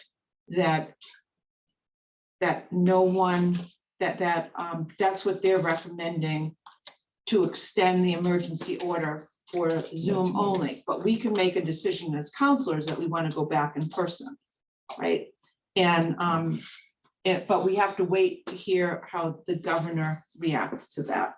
Okay, and we don't know if the governor is going to accept the recommendation from the House and the Senate. Do you have any comments? Am I correct with that right now, Suzanne? No. Joanne? No, I know it's just on the governor's desk for her signature, but we don't have a timeline when she's going to sign it. So the first, Go ahead, Councilor I did raise. my Well, hand. yes, you did, thank you. Um, You started to talk, but you. I am, was I raised. stopped, I stopped. Okay. Is that a may or a shall, in the sense that is, is it, whatever the governor signs, if they sign the extension, I'm asking Suzanne this, sorry. Is it a choice for us? I mean, if they say that you may extend your Zoom meetings to 2025, or shall do it, I mean, a requirement, and So the law, what the law does is it amends the open meeting law. So the open meeting law without the remote participation says that a quorum of the public body has to be in person in the room, right? Right. And the chair has to be in person. So the law says, gets rid of that requirement that the quorum has to be in the room. But it does have that additional requirement that if you do that, then you have to provide that real-time participation from the public. right, but my understanding of the previous way that remote participation was a little bit more strictly regulated in terms of how, what the excuses are for not being in the room. Well, that's right. That's the way the That's- open meeting law is currently. Right, So there's so it's two Please different do. issues, right? So under the open meeting law, there is a remote participation ability, but the quorum still has to be present. but you can remotely participate if you have a sort of a reason, a good reason to do it. So the change that's or that we've been operating under since COVID doesn't require that quorum in the room. So they're two different, right? Two different issues. One's a remote participation when the quorum has to be present, and then one is the quorum doesn't have to be present. But And we you don't can need to make go that to- decision ourselves as a body. We're not being told one way or the other. I mean, it could be part of the rules. Right. You know, we can make it the Right. rules. Okay, It affects our procedure in terms of whether we have an in-person or a roll call vote. Right, I'm does. just trying to So decide whether that's or not why, that's why we're the chair adopting. needs to know what the plans are, because. Are we one could adopting create- are we adopting the continued Zoom rules, or are we going to revert back to pre-Zoom in terms of our participation as a body? That's the question I think we have to come to. So that is a good question, and I will take note of that. Thank you. The non-discrimination statement opener up. Joanne sent out the answers to those questions. Says the bill will allow remote and hybrid meeting options for public bodies. I understand. Yeah, The so question was we'll whether allow we options. are going to make that decision. I think that kind of says that, allow options. It depends on what's in the bill. And whether we accept it. But point of order, not to be rude, but that's not what we're talking about tonight. Tonight, we're just talking about the language. No, in the- exactly, Right. but this is all stuff that we will be talking about, Tomorrow. like it's on the agenda tomorrow night, Right. right? Okay, so, good point. All right, so let's go back to the next thing that I have, which is, the next one is very easy, I think. It's, is everyone listening? Yep. Okay. Number Yes, three, teacher. non-discrimination statement opener for city council meetings. And that was done tonight. And I deleted, in this vein, we as city councils do not condone language that is discriminatory or offensive and will not accept it at city meetings. So the non-discrimination statement would be exactly what I read. And in the Human Rights Commission came up with that for us. So we would just need to let them know out of courtesy that we had to cut off that last statement because of the recent SJC findings. So that's pretty easy. Okay, so I don't think that should have any questions here about that? Okay, good. So now on the back, if you continue, up, go ahead, Council Grow. Well, again, getting back to the whole thing about not looking through this, the oral communications was going to talk about adding language that says oral communications be allowed for up to 60 minutes at the beginning of each city council meeting, because I think there's enough vagary in that somebody could come in 58 minutes into the meeting and say, I want to speak. Your 60-minute window hasn't opened, hasn't finished here. Good catch. And that the other So thing you're is saying for up to, for up to 60 Okay. minutes, and then I think I would add to that. This is what I probably should have put in my own orders. If the number of speakers exceeds the 60-minute allocation, those speakers who were unable to speak will be given the opportunity at a later time in the meeting under agenda item number 9. Again, to clarify that, you can't come in at 9:30 and say, I want to speak under oral communications, because you weren't there at the beginning of the meeting and denied the opportunity at that point. But if you are within that window that we have up to 60 minutes for oral communications, and you You show didn't get up to talk, and didn't get to talk, Okay. you get to hang out to the end of the meeting, and then you do get to talk. okay. Council O'Neill, I have a question on the wording. The original wording says the public shall have the opportunity. And it's changed in here as oral communications will be allowed. I don't know why it was changed to be allowed.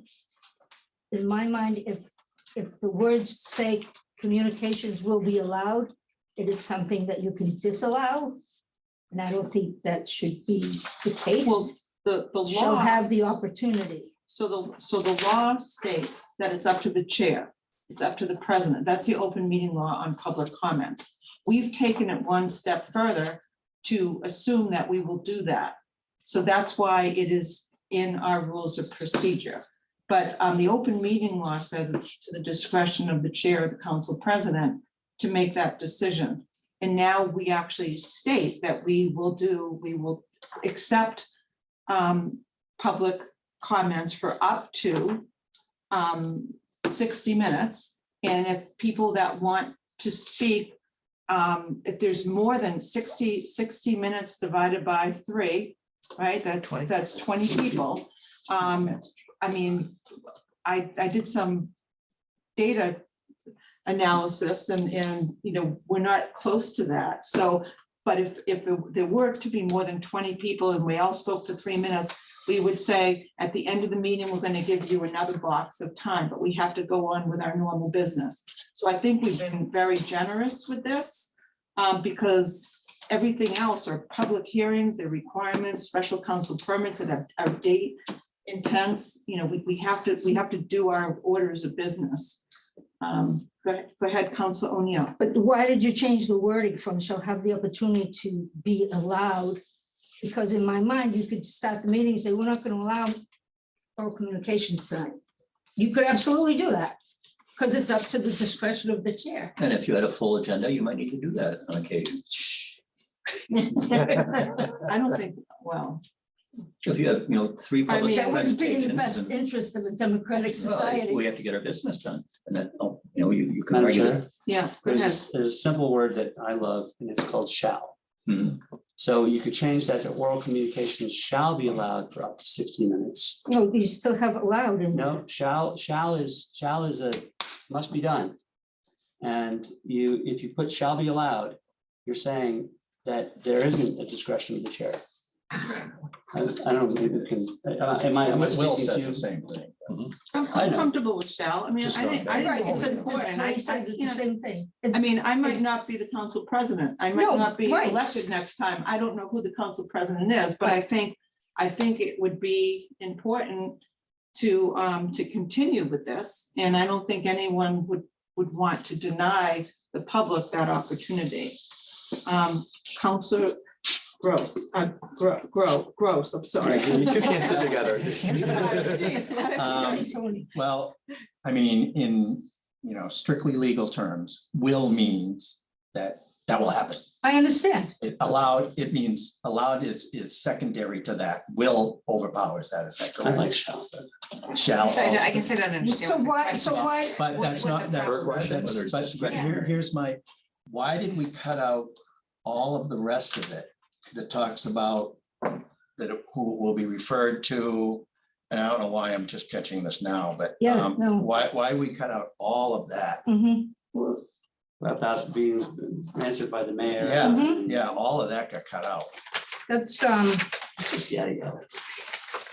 Is that, I mean, should after agenda 9 have said it had the infinity ... or whatever after it? Yeah, I don't think this is. Right, Well, it's like I didn't put off in mine. I didn't Right. put I all- mean, Yeah, well, I yeah. made a copy of Yeah, rules of it's on- procedure on on- March 10th. on her order, page 1, 2, I got Oh, that's March on 10th, Tony's order, 2022. These only indicate the abbreviated that's on Tony's. order. changes. Oh, but she doesn't have any changes in it. No, but wait a I sec. I'm looking at the effective date of March 10th, 2022. Mhm. It's in the packet tonight if you want to scroll down and see it. Yep. And all we said is at number 2 was oral communications. And it says oral communications will be allowed for 60 minutes at the beginning of each regular city council meeting. Members of the public who are unable to speak during that 60-minute time allocation will be given the opportunity to speak later in the meeting under agenda item 9. Okay, so that's what we said. We didn't give that big communication section that we announced. Why not? We could add that. I was not under the impression that we were eliminating that We, at the time. we can add that. I can add that, as an amendment and recommend that to O and A. That's just, you're saying that you'd like us to have the whole description. Yeah. in To this explain to the content. people, yeah. Sure, we can do that. That's easy. Yeah, I think That would be an easy I think amendment. that's important that the people Yeah. understand that they're not, for one thing, they're making their voices heard, but Yeah, they're not necessarily, we don't Can't. have the answers. okay. Other people have the answers. We All right. Have the answers. Well, So, no, I so this don't, is but- good. So what we're saying, we're okay with either will or shall. I think that, but allowed up to 60 minutes. And then to include that whole blurb. at that point. Explanation, that's on the template.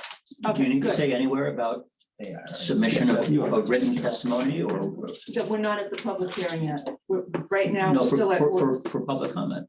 We always encourage Oh, that's, public that's- input. We yeah. don't rely on people to get up and speak. so I think that that's Joanne- helpful. It's helpful to pass in your information and we will include that in the packet as well. Right? I think that's, I think that's. I So think you where have does to this amend pick up? Mhm. O and A, Yeah, We yeah. have to then amend city that. council. Yeah. So Joanne just said that there's something Email me in your the rules question. of procedure that we also have to amend. And And that is, we need to remove the council president shall not allow complaints as to individual performance or character. We've got to cut that out because of the Right, correct, SJC. Okay, so this is good. So, all right, so let's continue because I think we're on a roll. I'm good. I'll be up all night, but it's okay. Well, yes, she wants a drink. I'm good. Right. I think your, No, I'm not. I think your issue is coming from, right, the reason why you're having the confusion is because you have it under Rule 2, subsection 2, but the asterisk is where it explains. Everything. So you have a paragraph under number 2, and then you go down to the asterisk. Oh, yeah. Yeah, that's right. And Okay. that's all of that. The whole- is- Yeah. So Okay. that That was my question. continues, What's there? that's continues to remain the same. Right, so where does the correction end and the original begin? So if you look, if you scroll, can you scroll up on this? Thank you. There is no change in oral communication. No, there's not, there's none. It's only in Except the for red. we- Down. It shall have the opportunity. Can you scroll down more to the, all the way? Oh, and A. This is not our orders now. This is the general, what we have. No, but you don't have the whole thing in here. We do. I think we have the normal one in the packet. All the way. on the Oh, bottom. I have to close out of your order and do the. It's all the way on the procedure. bottom. Okay. Yeah, I have to close out of this and. It was in the packet. Yeah, it's right here. So what we have to do Packet is is go not here, 29. yeah. Okay, here we go. Tracy, take a look at this. Council I O'Neill. have it right here, yeah. Okay, so what this does is it gives us an asterisk. Yeah, I know. Okay. I have it. Right, so we're not, we will keep that in this. And my comment was is that there was one line that needs to be deleted because we can no longer make the comment that the council president shall not allow complaints as to individual performance or character. So we will, that will remain in this. So based, We never deleted it. It's just not on what this, we just abbreviated what this order is. Go ahead. I have two questions. So why did you change shall have the opportunity to will be allowed? I mean, if it's not that big a deal, why did you change it? That's one question. So it hasn't been changed. It's 2 separate sections. Oh. Alright, okay, So the shall have the opportunity is after 13. okay, got it. Okay. So under that, number 4, the very last line, opportunity to speak later in the meeting under agenda should be number 11 now, if you change it, right? Whatever. No. Number 9 says continued oral communications if applicable. Right, but because you've added 2, you gotta add 2 to that one. No? Hmm. Okay. No. Great, so I have a question that's out of the ordinary, probably. Okay. Because I can't speak during an O and A meeting, can I speak individually to O and A members? Can I call Sean, and then can I call Frank, and then can I call Jamie? That would be 4 people, just talking to 3 people, I would make the 4th, so it's not a quorum. So the open meeting law prohibits members of public bodies to engage in serial communications, which is the same as deliberation. So Okay. it prohibits you from calling Okay, 1, 2, 3, Okay. 4 and having that conversation separately. but that's it's what the I same. thought, Yeah. that's what I thought, but I just wanted to, be clear, thank you. Okay, So if you do it, we'll catch you. all right, so now let's scroll down. Well, Joanne. and Ms. O'Neill is Trace, are We're you all down? set? I'm all set, yeah. Okay, awesome. Okay, so number 13, all right, so one of the things that I suggested we add to the bottom here, and it doesn't have to be a number. I just said advertised public hearing shall be noted in the bottom of every city council agenda. That's something new that we started doing during this term. And I think it's helpful to remind people when the advertised public hearings are at the bottom of the agenda. Any problems with that? Okay. Thought that would be easy. Good. So the rule number 3, agenda procedure by deleting. I'm on the fence with this, but my comment here was any addendum or other matter filed after the closing time noted shall be listed on a unanimous consent calendar and shall be considered at said council meeting, provided that no member objects. If any member objects, then said item shall be considered on the next regular city council meeting. So I'll tell you why I put this on and why it might not be a big deal. I always want to make sure that everything that's on the agenda is compliant with the 48-hour requirement. And sometimes this shortcuts that. And I was concerned about that from an open meeting law, because you want to put what's on the agenda within 48 hours unless there's an emergency or something, something like what we did with the shellfish issue, right? Where it was something that the chair didn't reasonably anticipate.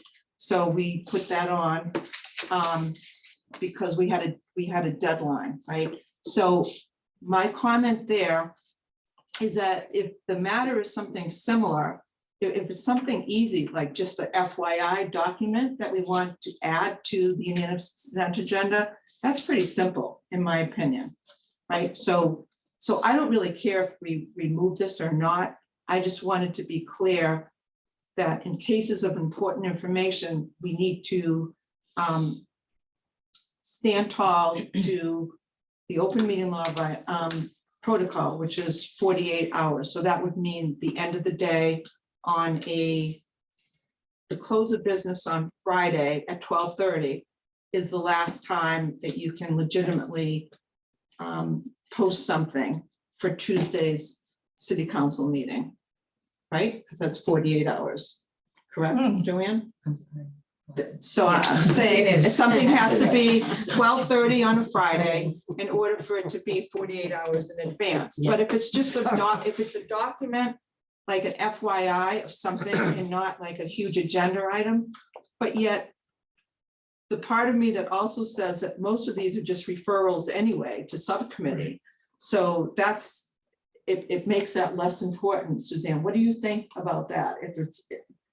If it's just a referral for an item to go that maybe the mayor's office didn't put on the management report, and all of a sudden said, we need to get this, it needs to get referred to BNF at the next meeting, because we're taking everything up twice. We're taking it up as a referral, and then we're also taking it up at that event. So we are actually compliant with open meeting law. So should we just leave this? Am I overreacting to that section that I wanted to delete? Because maybe I'm 3D, overthinking it. 3D is, you're still on that. Yeah, I'm on rule 3D, yeah. So I mean, I think that the agendas are for the purpose of listing everything that the chair could reasonably anticipate being heard at that meeting. If something comes up that is couldn't have been reasonably anticipated, then this rule 3 allows the ability to include that onto the agenda. By Okay. taking that out, then you're Handcuffing yourself a little You bit. are, yeah. Okay, Tony? Well, I mean, you can, within the 48 hours, put out a revised agenda. That is legal. Right. So there are two different things we're talking about here. One, where the consent agenda is usually a counselor putting something forward, not necessarily, and then the mayor's office came in and did something, then that would be a revised agenda, is how I'm looking at this. Is that this is usually counselors. So yeah, I think just leave it alone. It's fine with me. Thank you.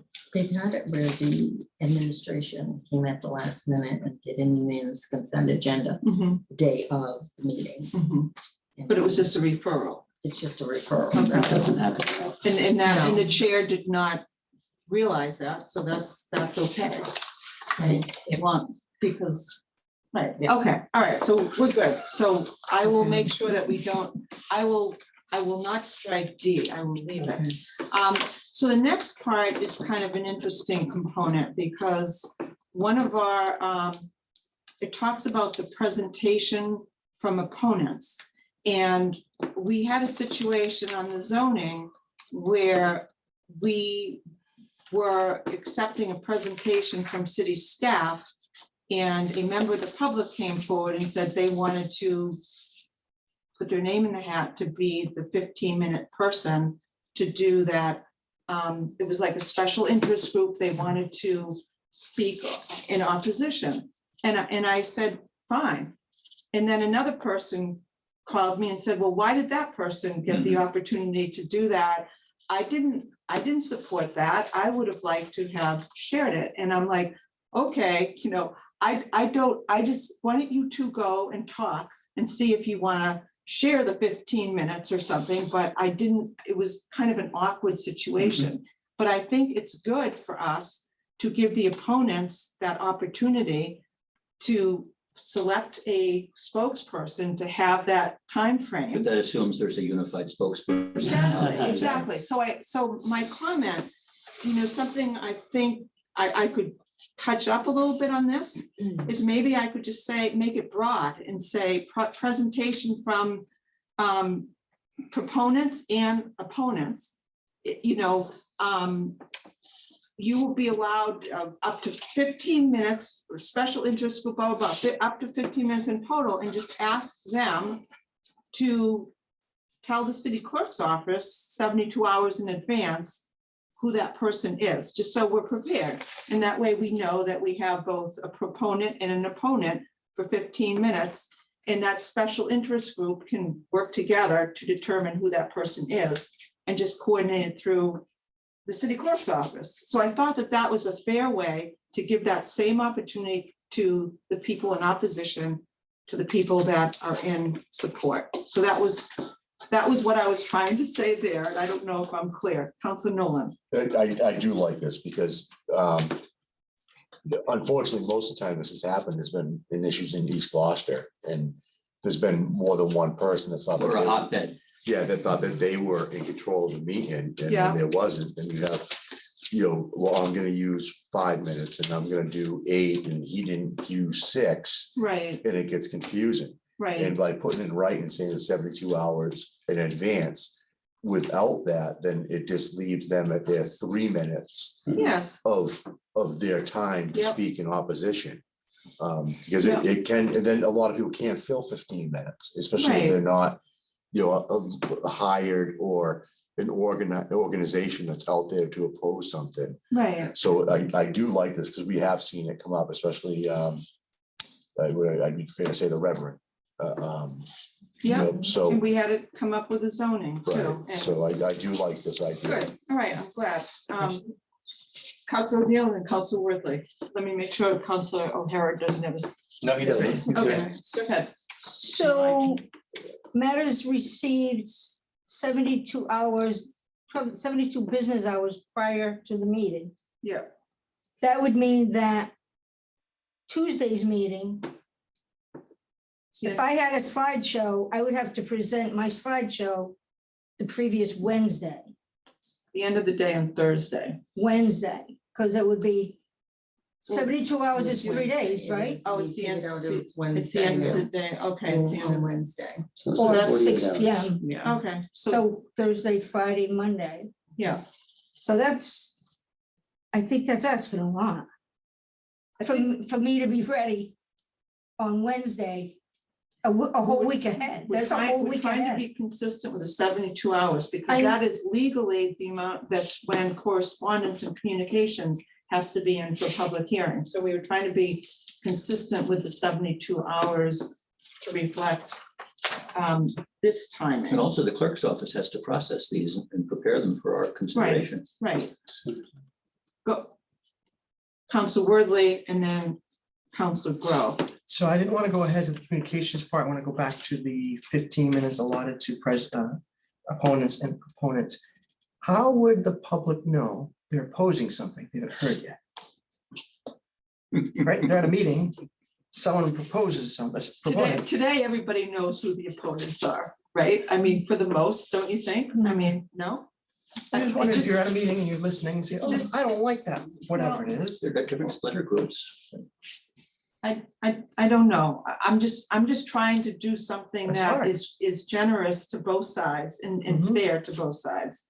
I don't know if my suggestion is perfect, but I think it's better than leaving it untouched, because then I think the opposition is losing their opportunity to block a time for a professional presentation that is thought through. And Well, I and agree we should give them the same time, not disputing that, Mhm. but who's to say the person who wants to be the spokesperson for some opposition group is the best spokesperson for that group? Like, how do we And that's what decide? happened with the situation that I have. Right, and that, how do you we know, decide and that I they are said- the right person? I said, That's you two go complicated. and talk it over, right, Joanne? We couldn't figure out what to do, but we wanted to be fair, so, Right, so I'm just trying to put some, I mean, this is our recommendation, right? I'm not You know, criticizing the idea of it, we're doing, Yeah. but I just think, how would you know if you're at a meeting, you sit in the back at City Hall and you say, I don't like this, I want to speak against it. I could have notified you 72 hours in advance about a public hearing I hadn't heard yet. I don't I don't know how you do know. that. I mean, there's so many, I don't know. I feel like Rorschach. Council Grow and then Council O'Neill.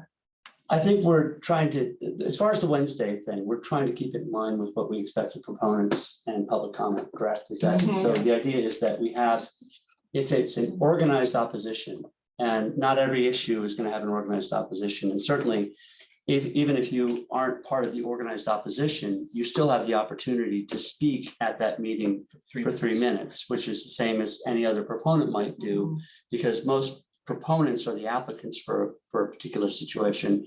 We don't have an organized proponent section that gets an additional 15 minutes. So I think we're just dealing, if there's an organized opposition that's going to present a organized opposition, that the clerk needs to have that in possession so that it can be presented to the city council the same way that we present a proposition. And then other people can speak for and against, depending on their position under the 3-minute alignment. And what they hear at the meeting and whatever. But not, and not every issue is going to have an organized opposition, which is perfectly fine, you know, so I Then it's think 3 minutes. then it's 3 minutes Right. until you run out of opposition. Okay, That's my feeling. on it. Council O'Neill.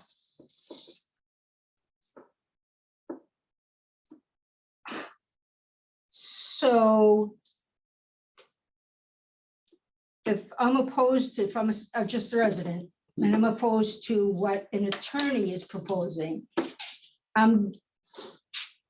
you're expecting me as a layperson to have a presentation that can counteract his, but yeah, he's got architects, engineers and all that stuff. So it would be a lot more challenging for someone like me to get something together before Wednesday. I'm just putting it out there because I think it's proponents have been working on it for months probably, if not longer. And then opponents find out about it and they're like, oh my God, this is not right. I gotta do something. They get together, they talk and they this and they that, and Wednesday's too late. Thursday's too late. I'm just looking at it from my perspective because So what would you feel is fair? Hold on a second. I don't know. Wait a minute, I'm not done. No, I'm gonna wait. I'm gonna wait. I'm sorry. I have a question, like backing you up. Frank, wait, hold on a second. Yeah, Yeah. so that's one of my, Point of order here for a second. Yeah. There's nothing in the opponent's part that talks about 72 hours. That's in the No. next section. No, I just added that. Well, it's as when not I in was here. presenting this, I said, I wanted this to be consistent with 72 hours. So that's, I We cheated, haven't even discussed the 72 hours, whether we think that's a good idea. but I cheated. But that's the law on public hearings in Massachusetts, I believe. No, No, There's no no, law. that was, 72 hours? that was No. given to us by a former legal assistant general counsel. Oh, okay. All right, good point. No. All right, so let's get back. to me, you've had a lot to say. So- And Council Majota is, She's always so, she's so shy. You know, That'd be very quick. let's be fair to Council Majota, then we'll go back to you. it's hard to keep this in my No, so- head. I know, So but the- write it down. So the 72 hours. And I guess, so pretty much the 72 hours is if there's usually typically a public hearing. So the public hearing is usually 2-4 weeks or whatever in advance. So the opposition would have time to make a presentation that has to be delivered by Wednesday before the city council meeting. So you're not having the public hearing Wednesday presentation and then for nothing. So so pretty much the public hearing is addressed. So the next public hearing is March 31st, for example. The opposition knows the public hearing is March 31st. Okay. So whatever that is, Friday. whatever that, No. till that Friday is, March 31st is on a Tuesday, that whatever it is by that Wednesday before, they have to give Joanne notice of their presentation. Right, So they're going to have more than, they have about, let's say, 2 to 4 weeks to make their presentation for the opposition. okay, good point. That's, okay, Good Thank point. you. Val, I'm- Jimmy has- I'm- Can't I'm- do this. I'm- Okay, no, that's it, I was just wanting to Yeah, clarify, yeah. okay, cool. Council O'Neill and then Council O'Hara. Okay, so if the opposition, well, let me do the easy one first, I think. On C, presentations from proponents, the last line, the last sentence says, for public hearings considering general matters, each individual may speak up to 3 minutes. And that is not in D, presentations from opponents. So I think it should be there as well. If it's for the proponents, it should be for the opponents. If you're looking at the. Oh, actual- right, and I have to amend that. Okay. Yeah. And then the other thing was, I just thought of this, if the opponents don't have a 15-minute speaker or presentation, shouldn't they be given that 15 minutes as opposed to, 3 people have 3 minutes or whatever? Shouldn't they have that 15 minutes for 5 people to speak and then 3 minutes? Why not? That would be fair. That Well, would then be you- then you 15 just need minutes. 3 oh, It would be 15 minutes and 15 minutes, and then the 3 minutes for other people. Well, but, Yeah. Oh, Jamie. thank you very much, Council yes. Can you pause? I'd like to call on Council O'Hara. Jamie, Thank you you. have, Yep, thanks. Just, we're all making the assumption that we're talking opposition, that the agenda, the packet doesn't formally go public until Friday in most instances. And there have been many times, and I'm sure other my fellow councilors have gotten a call. This is on the agenda. And they don't realize it till Friday noontime or Friday Saturday. afternoon. And then, so the 72-hour rule obviously is out the window. I'm just, again, throwing that variable into the equation. Thank you. Thank you. yes, go ahead, Joanne. I'm going to give Joanne the floor. Alright. She's being very patient. The reason we had asked for a legal opinion on when we advertise for communications, because up until 4 o'clock of the city council meeting, I'm getting communications, okay? Up until when it used to be 7 o'clock, I'm getting communications. And for me, like, during that time, I'm going home, trying to do stuff, and it's not to do supper or anything. But to be fair, not everybody, I couldn't forward all those communications. Then, to recently, I'm at a city council meeting and I'm hosting the meeting, and I'm just looking at my emails to see if anybody has a problem getting on or anything. And it's like, I can't stay for the meeting, or I want to be on the record. Please forward this to the city council while you're having your public meeting. Hmm. So at some point, we have to cut it off Right. because it was just getting to be too much. By 4 o'clock, we were getting inundated with communications, and I'm just forwarding them. And I don't even know if the counselors are even reading them. Because they're preparing for a 6 or 7 o'clock meeting. So that's when we asked an assistant general counsel for an opinion and some advice, and she gave us that language to put in the public hearings.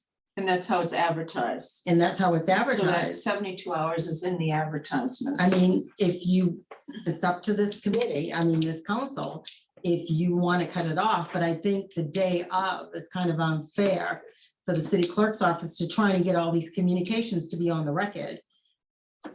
But it doesn't stop us from seeing messages that are coming in, No, right? So it's just the official record that Joanne has to mention as part of the process for public hearing. Yeah. When Madam Clerk, Yeah. how, can you report on Yeah. correspondences? I sent you a communication? communication today for tomorrow night that was not within the 72 hours, okay? But you will all see it, but I'll see if you tell me to read it in the record. No, I won't read it in the record because Right, it's not missed, 72 right. hours. right. But we've seen it, right? So. Maybe. I can't remember. I mean, the thing is that your point is that we may not see it, and that's Yeah. part of Right. the point of making sure there's a deadline. Yeah. Yeah.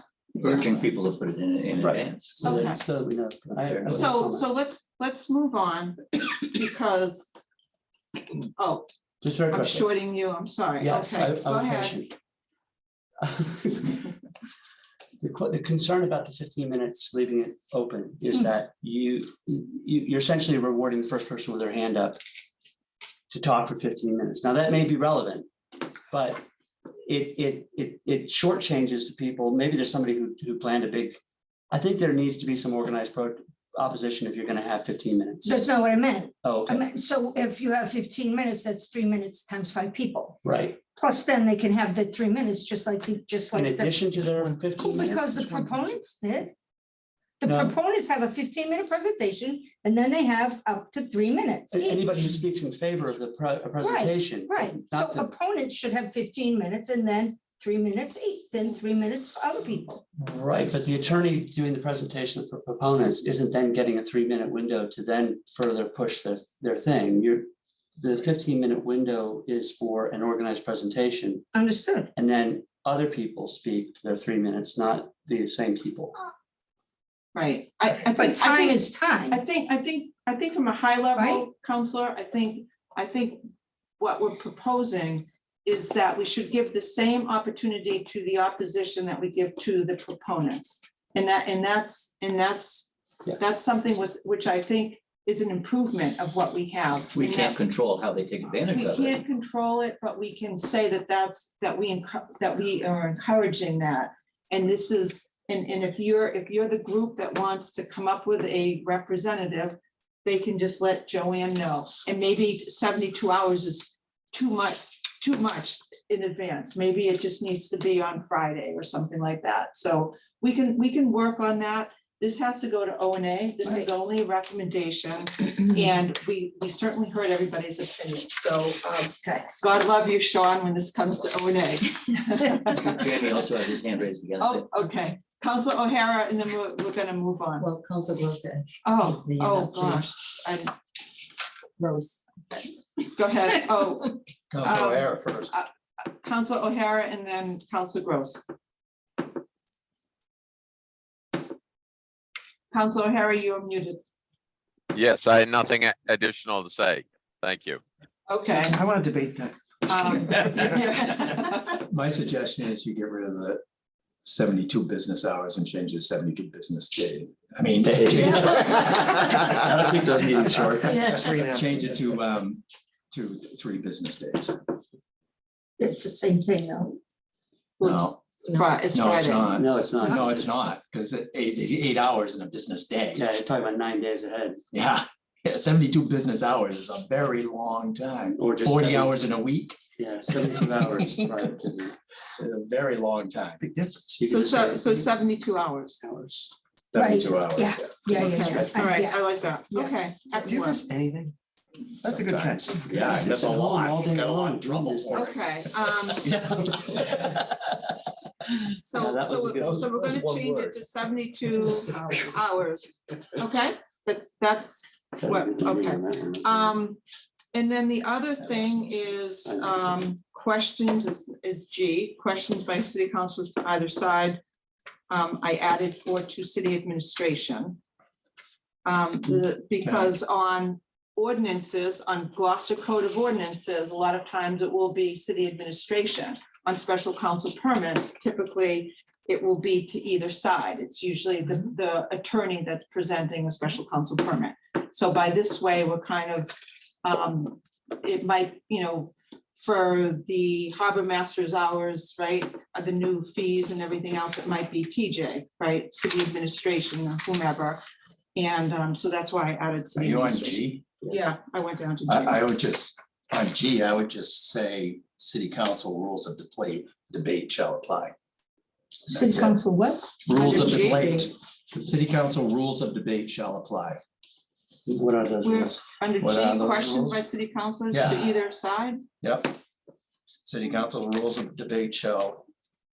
So it says, city council debate shall be guided by the council president within the following constraints. No member shall speak more than once in the same question until all other members have decided to speak and spoken. No member shall have.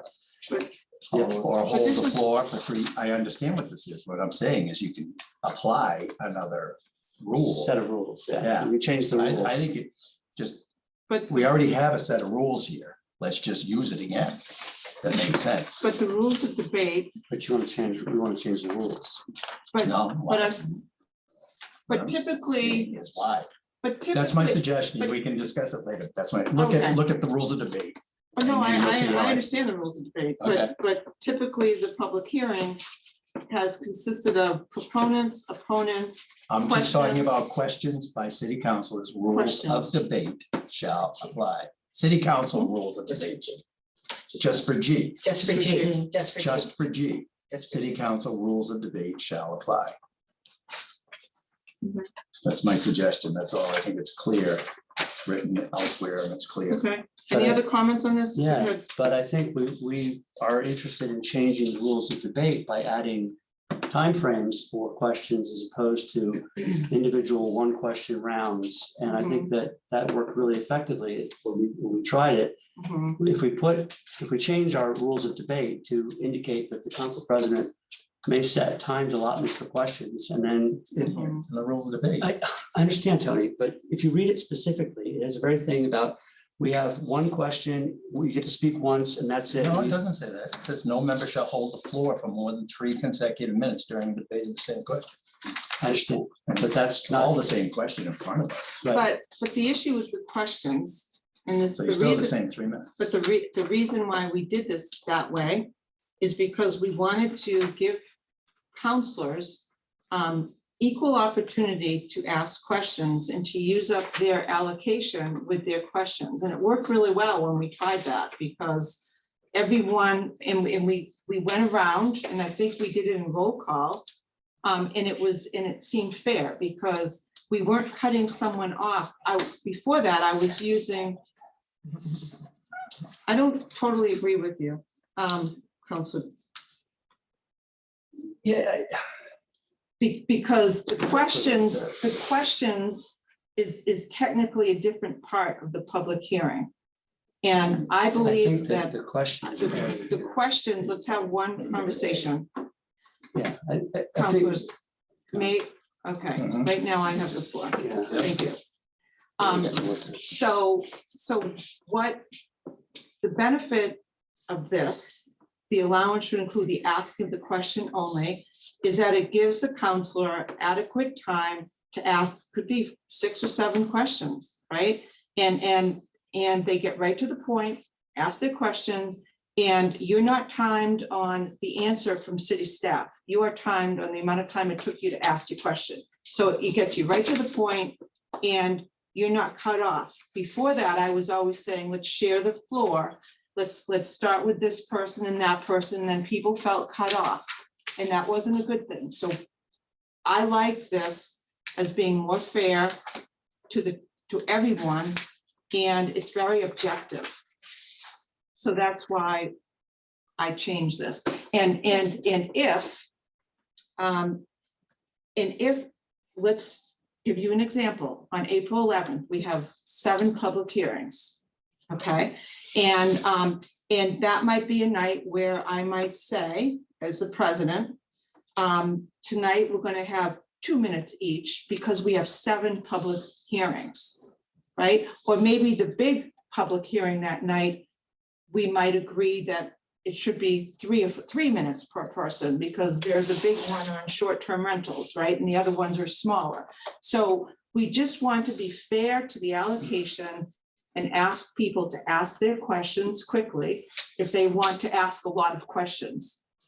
And then I think people will be happy because no council is going to feel like I'm arbitrarily giving one person more time and telling another person that they need to share the floor because that is too subjective. And that's why we added this. So Council Worthley and then Council Grow.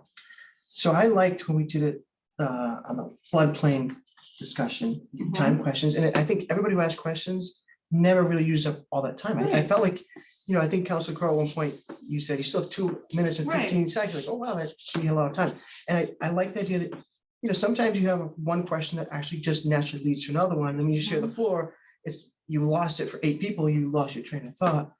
So I like that. And I think though, the only question I'd add to at least consider is, say you go and order a roll call and you're the first person and you don't have any questions, but it's you say no questions. And then the dialogue goes along and there's questions. You say, now that leads to another question. How do you maybe give that person a chance to, do you go around a second time? Well, that's or- the rules of debate that Right. Councilor Gross was Okay. talking about. Yeah, so I think it Because you have works. an opportunity to do a second round. I think it right? works. I like the So, idea. Yes. I, now that I'm reading this side by side, I kind of disagree with your position that the rules of debate should apply to the question side of things, because I agree the rules of debate should exist the way they are, which is that no one speaks more than once until everybody speaks and nobody holds the floor for 3 minutes. That's great during deliberations and trying to expound on your particular position and point of view.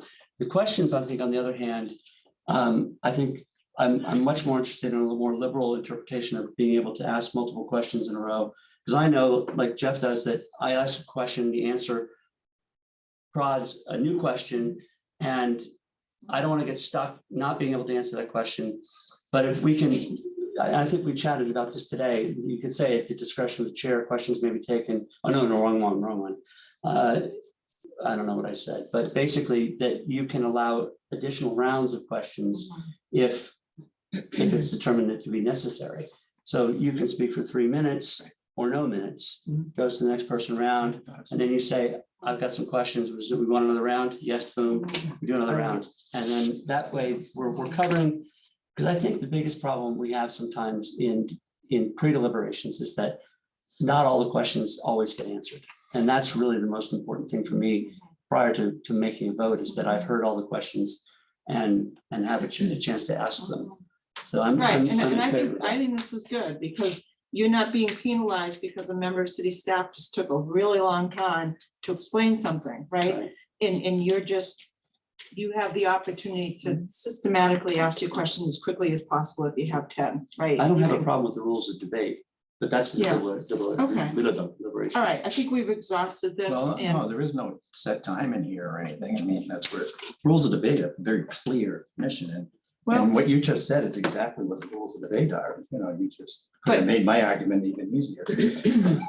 But by saying you can go around and around multiple times, but you don't get to ask that under these guidelines, you are not allowed to ask a follow-up question of the city staff right away. You have to wait till it comes around to you again. Under which guidelines? These ones. No, that's exactly the opposite. You're allowed to. No, I read it. You're allowed to, you're you allowed talking to. about G? Yeah. No, this whole point is to give you the opportunity to ask multiple questions in a row. As opposed to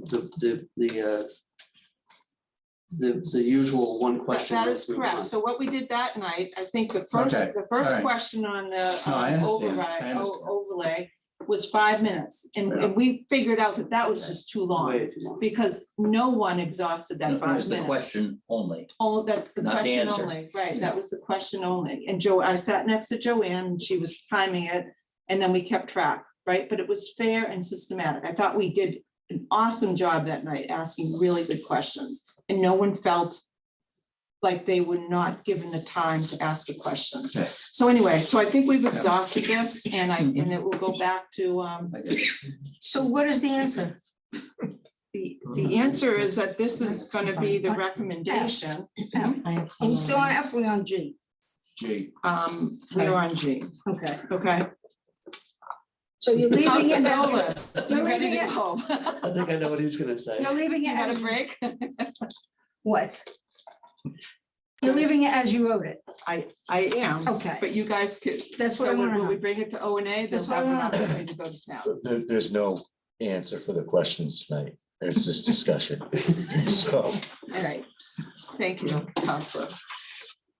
So I'm almost done. Rules of debate by adding rights in regards to rules of debate are non-transferable. A member cannot yield any unexpired portion of time to another member or reserve any portion of his or her time for a later date.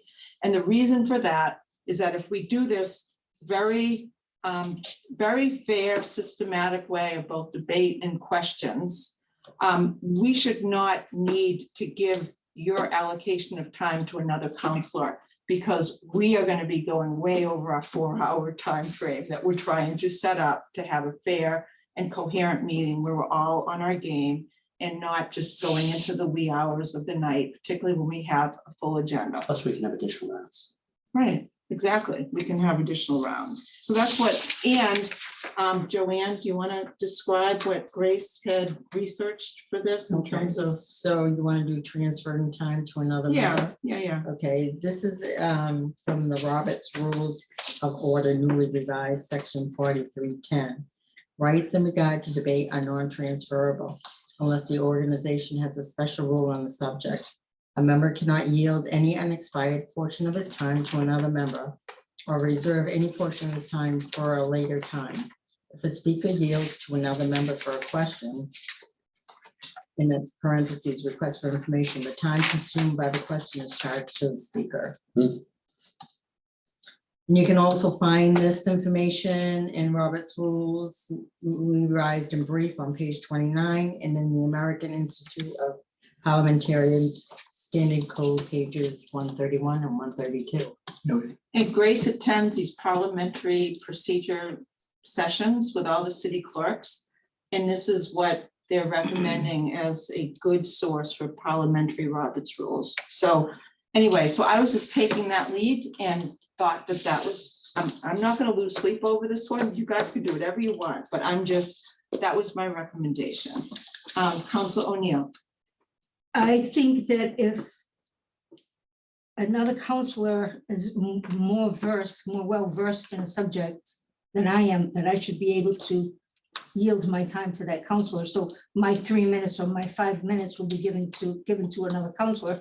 It's not adding to the time, it's just transferring my time. And secondly,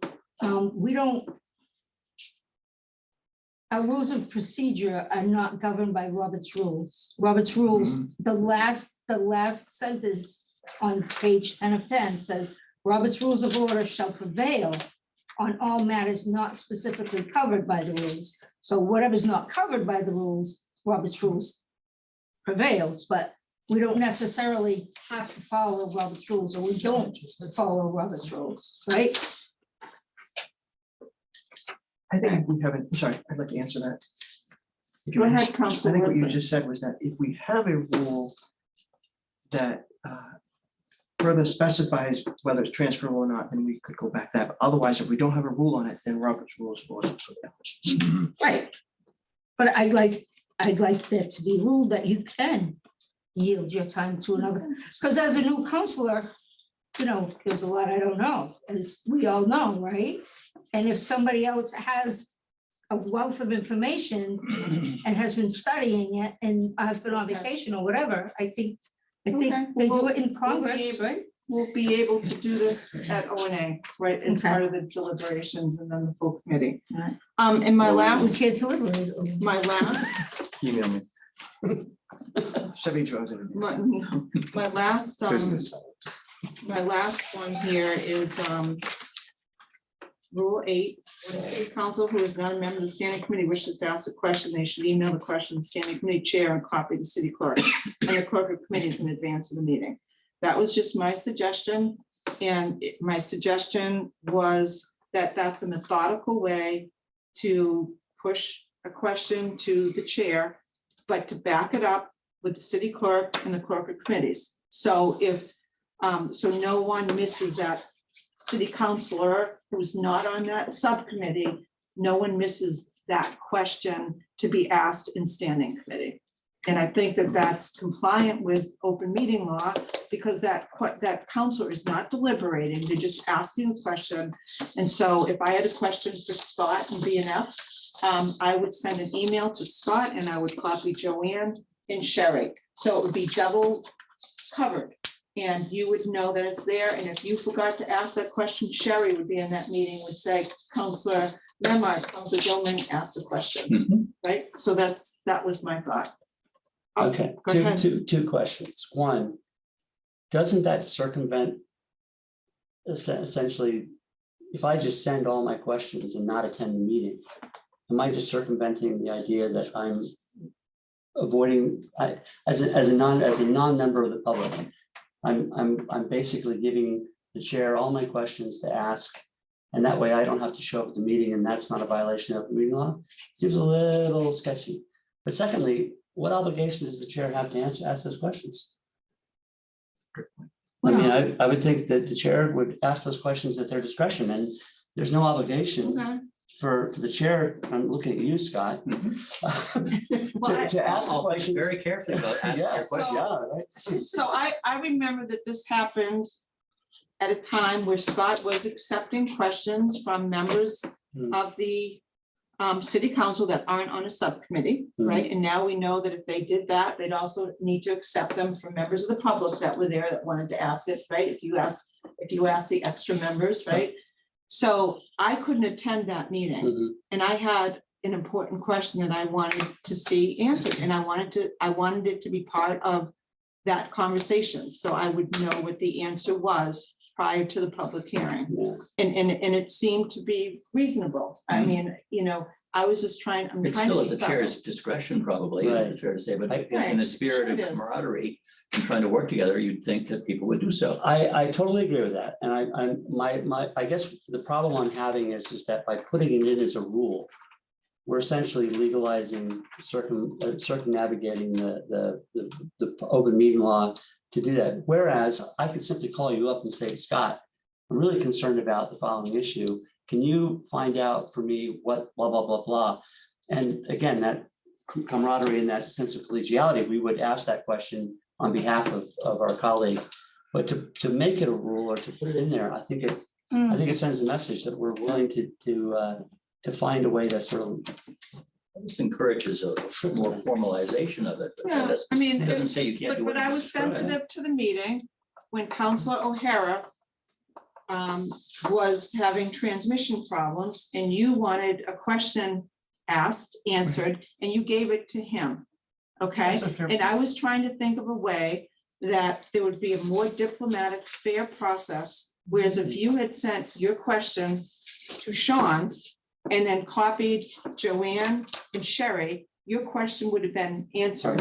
And that's all I was trying to think about here, okay? And so this isn't a deal breaker for me. I'm just trying to think of fair. When we've made errors that have become contentious and concerning to us as a governing board, legislative board, I'm trying to think of ways that we can solve it.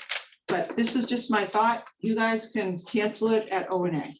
So I think we've exhausted my part. You have one. Can I more. Number 12. Oh, I've been And number then 12. Councillor Worthy wanted to follow up on your. Okay. Just on this one, first, Yeah. I don't feel like this is good, it's helpful to improve our service here.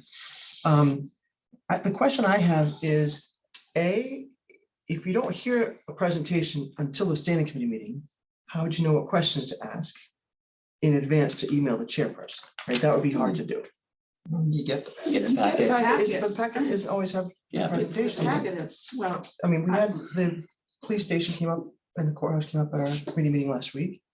A lot of the presentation was at the meeting. Some of it was in the packet, but very little. Most of it was at the meeting. Now I'm on the committee. I like to think I ask good questions. that's 11. Thank you. I thought that was good. One more. One more. Was it 12? Well, you said the last, what, 4 I times? know, I'm sorry. Thank you for the constructive criticism. Hopefully constructive, but I do think they were good questions. If I wasn't on budget and finance, I wouldn't have known to ask those questions until after I heard the presentation and heard the answers to those questions. Mhm. And if I were gonna email Scott the questions in advance, I wouldn't have. But you'll still have the opportunity or would have the opportunity on At the Tuesday public night, hearing. tomorrow night, Public hearing. to raise whatever you've missed. Yeah. It's not foolproof, but it gives you 2 bites at the apple, certainly. Anyway, so this is a great conversation. All right, last thing is my last thing, which is number 12, special permits. I got a real And- problem with it. So required to cover, so it should, This is a schedule. so this is for special permits involving section 2.3 use tables. The council must additionally consider the 6 standards in section 1.8.3, but not required to cover all of the standards. So I should have deleted the 6 You twice. did. Oh, twice. Yeah, it should have been, There's no second. because now it's 7, because now there's a new standard. So I just said, strike the number and just Yeah. speak. So that's Yeah, it. leave it. All right, I am done with mine and I'm Now sorry it's my it turn, huh? took longer. And Lots does of anybody those need to take a 5-minute break Think right we now? Are should. we good for Tony? Might get the box. I think so, we can get done in 5 minutes. You think you can? Well, I That's what I certainly think, wasn't though. very good at my 5 minutes, was I? I think we need to talk about Do we council. want honestly? Counselor, Do you want to take a break or no? I don't care. It's up to them. Okay, so we're on Tony's. Okay, so, so change it, do I have to address any of the change of spellings? And if anybody wants to go back to the English change of spelling on counselor with 2 Ls, then. Joanne, who started the double Ls? When did you give us a The The former history? city clerk. And why? Because that's She Um, likes spelled. She felt that that was the proper spelling, so she changed it all when they were revising some of the rules of procedure. And we've gone back and forth, so you Okay. just have to advise us which way you want it spelled with 1 L or 2, and we'll change. But it it's to the I, original. not E.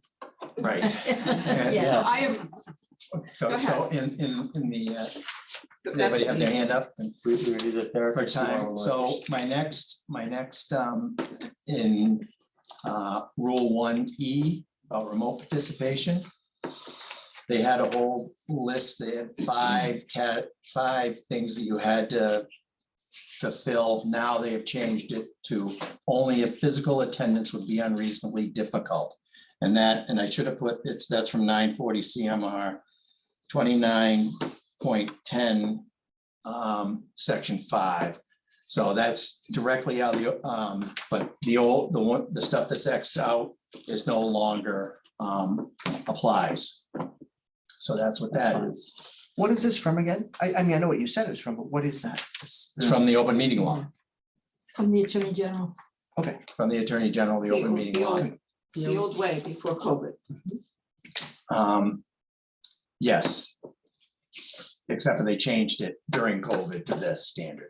They took away the other criteria that you had to, you don't have to have a personal illness or disability, family or other member, emergency, military service. You don't have to have any of that anymore. So the next one is also, may I ask a question? Sorry. Through the chair. Okay, sorry. The last part that says, a person, sorry, notify the chair in the chair's absence, the person chairing the meeting of the desire to do so and the reason for, in fact, supporting his or her request. Does that imply that the chairperson can deny a request for someone to participate remotely? It says notify the chair, not ask the chair. No, but the ends of his or her request. Oh, I would like to get that. It's E. E1, E1. Yeah, no, I'm reading E1 too. but the last 3 words, forward, his or her request. so we should end at reasons for.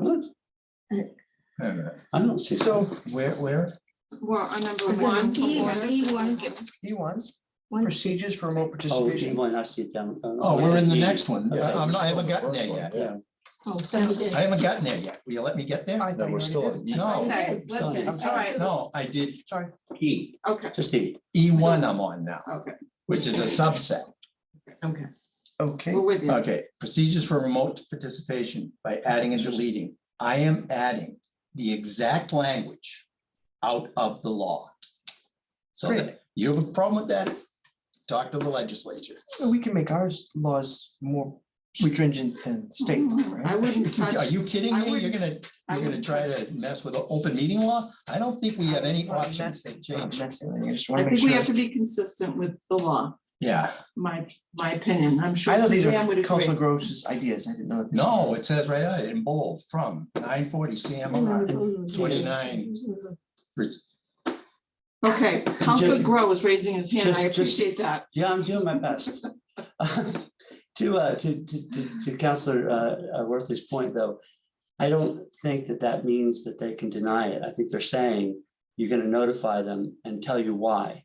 But the why could be, I can't get there, I got it. or, you know, so it's not, they can't deny So you. it's not a request. They use a request, but Right. That's, the Attorney General made that, Got it. did that language. No, I Yeah. didn't. So just, a lot of this stuff is just eliminating our language or old language that the Attorney General had to make it current, so that we're not in violation I of apologize for my question.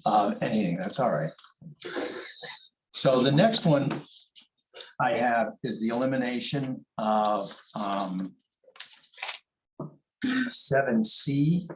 And that's because let me see. And this is under, No, you have to 7F. do E3. You have to delete the N. oh, yes, delete the N, sorry.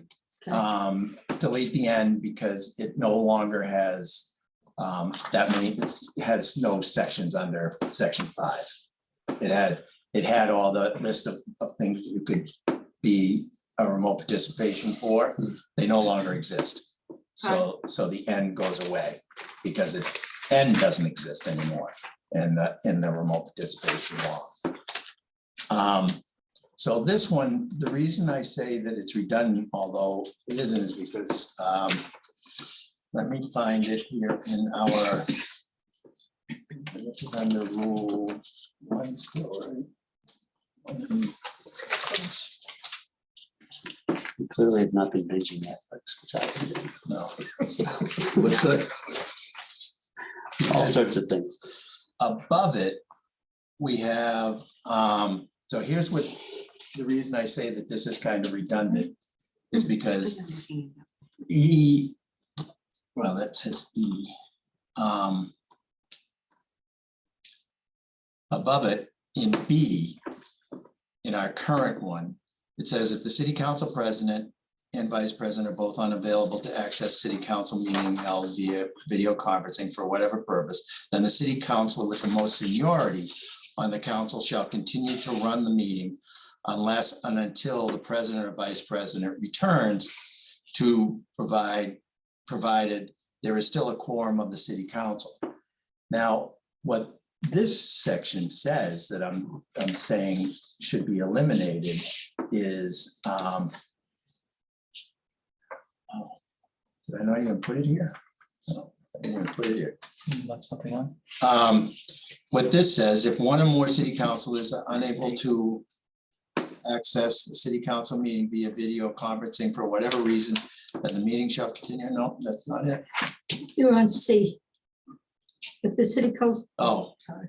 yes, C. If the city council president, vice president, councilor with the most seniority are unable to access the city council meeting via video conferencing platform for whatever reason, then the meeting shall immediately adjourn to be rescheduled.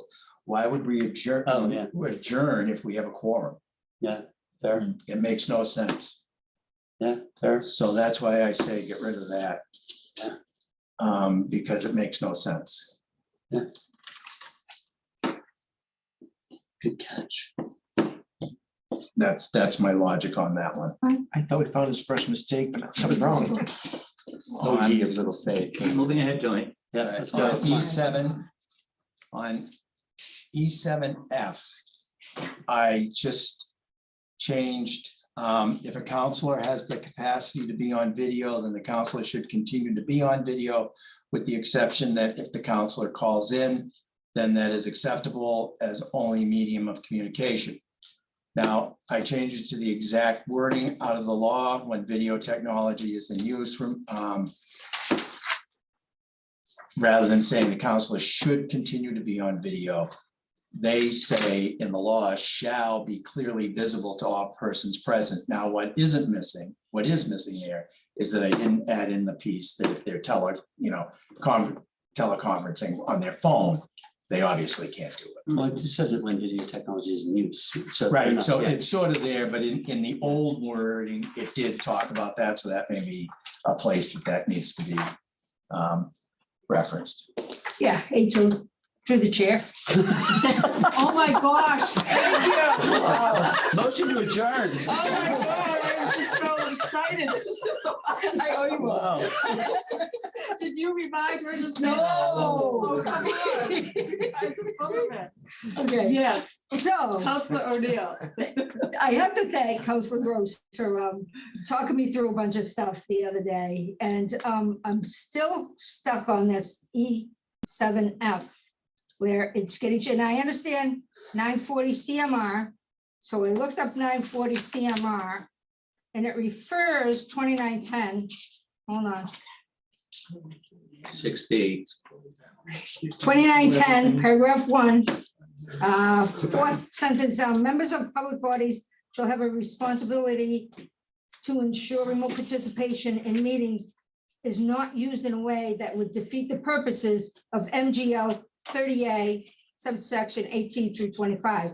So I looked up 30A subsection 20, and it says, paragraph D, the Attorney General may by regulation or letter ruling authorize remote participation by members of a public body not present at the meeting location, provided however that the absent members and all persons present at the meeting location are clearly audible. So that's a sticking point for me, as you know. If I'm in Thailand and I can't zoom in, Right. I at least can call in because 2910 references chapter 38, section 20. Yes, Counselor Grow, you have your hand raised. So I would like it to be audible. But to you, video technology is not in use. You're using. No, but only- your I technology understand that, is in but use. you have only the capability of using your telephone. That means that the video part of this thing doesn't matter. That's not the way I read it. The Well- way I read it is if everybody's on Zoom Yes, and I can't be on Zoom, I can't call in. you don't have When- video technology at your disposal. When video technology is in use by the council, but I don't know. That's That's where I'm So that's your- standing. Mine's not really a Counselor question, but if you're in Thailand on vacation, enjoy your Yeah, trip. right. I'm sorry, like, you're in Thailand, have a vacation. I called in from Florida. I But was. you're in Florida's not Thailand, Thailand. the hours difference would be. I know, but tremendous amount. so what if Jamie can't video in? He calls in, which he's doing right Right, now. but this And doesn't he say he stopped can. during the public hearing, so This- he could be this- physically This, present. this says that he can't, in my No. mind. Well, It says when video technology is in use, that means when everybody's using Zoom, he can't call in. If and all you neither can have is a I. rotary phone, nobody's gonna say that you have to be on video. you're not gonna be able to get it on a rotary phone. Oh, stop it, you. He's just being. I'm gonna bring a rotary phone to our next meeting. Just be as Well, regular. my suggestion is you put an amendment in that adds in that, if I may. Okay, Yes, you Through have the the floor, chair. Counselor. That adds in the exception language that's in the old language, thank you, and that will clear that up. thank you. That's pretty simple. That's good. Yeah, Awesome. All When you go to right, Thailand. so now here we, you can't wait, can you? here's where I waded into a lot of trouble. So Maybe a few orders. here we are This at isn't how to spell counselors right now. This is. oral communications, Hmm. and where I added property owners only, and I made a big mistake and put in resident later. We didn't do Because that that was- intentionally. That was the intent, the intention was to not disenfranchise anyone, but it has since been brought to my attention by a constituent that we should probably also have business owners. Yes, exactly. Because there's probably a fair number of business owners in Gloucester, particularly small business owners on Main Street and stuff that can't afford to live here. So I think that they do need to be able to be represented as stakeholders. I think they are fully, they're highly valued stakeholders in our community, and I think that they 100%. need to be in there. So I apologize for limiting this and for any apprehension it created, but I think that we need to expand it even larger, and that's where I am on that one. 100%. Great. Questions? Anything? Council O'Neill. Surprise, surprise. Gloucester property owners, and I'm just thinking out loud, because that's what this is for, right? Right? The MBTA owns a lot of property, so I'm concerned about that. I'm concerned about developers who come in and buy a property. We all know one developer bought both Shaws. He's a resident. Is he? It's just that property owners aren't necessarily residents. So they don't have to live with the consequences of their action. If they do a bad deed or if they make a big mistake and whatever happens, they don't have to live with the traffic, the pollution, the whatever. So But they are taxpayers. understood. I'm just Okay. Yeah. All right. fodder.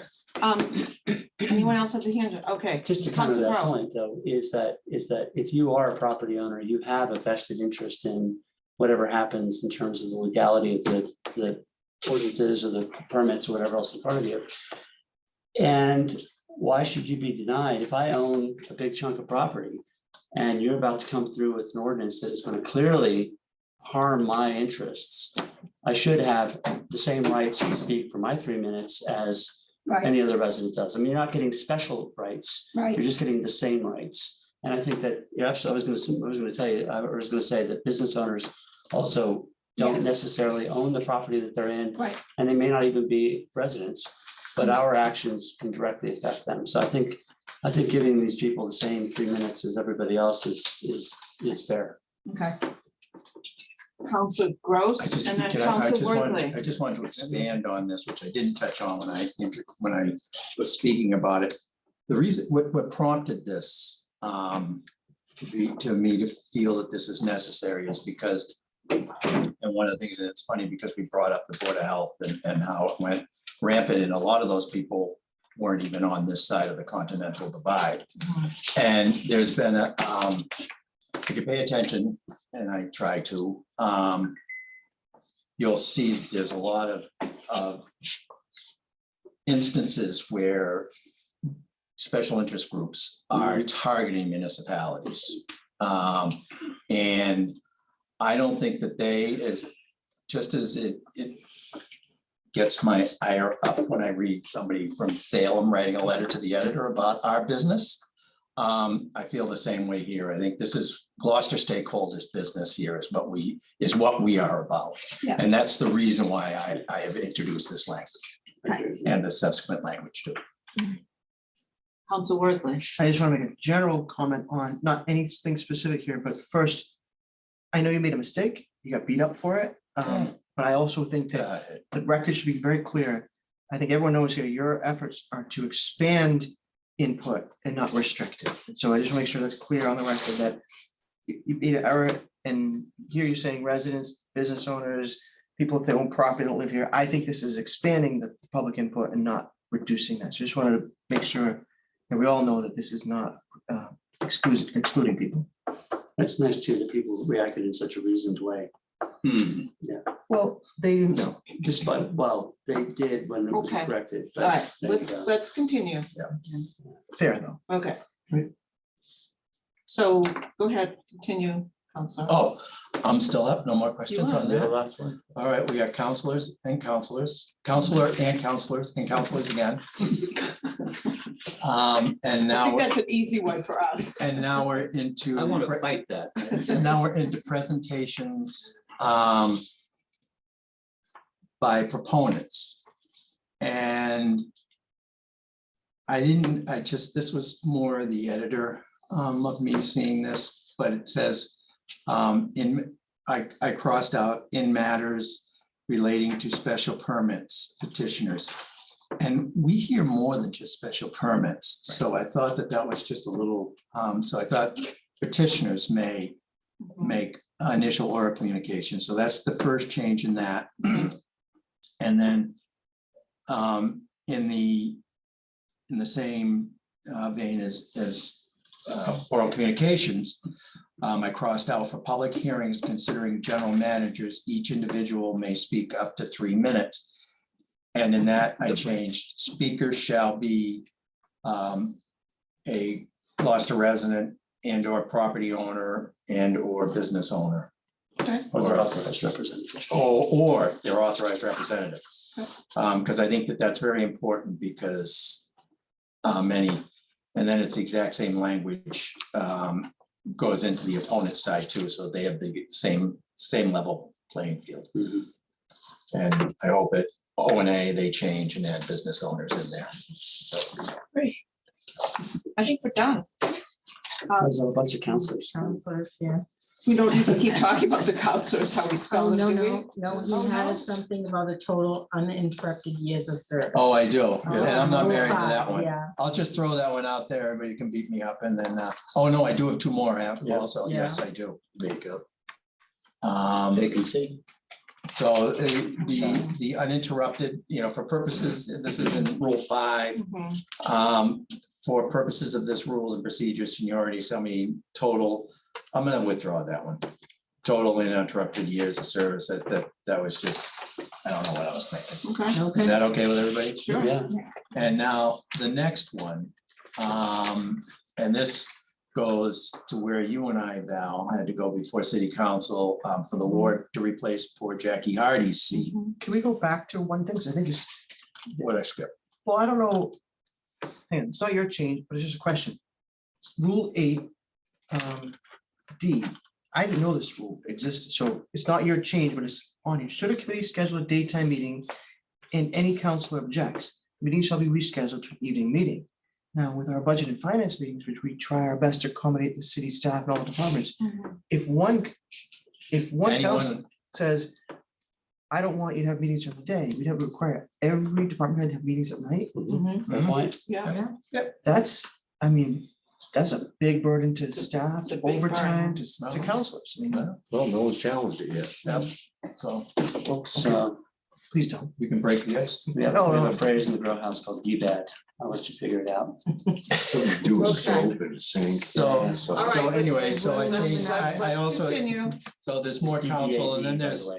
publicly, went back to the American publicly. And then counselors, and then, so here, this is vacancies, a vacancy in a council position and filling same.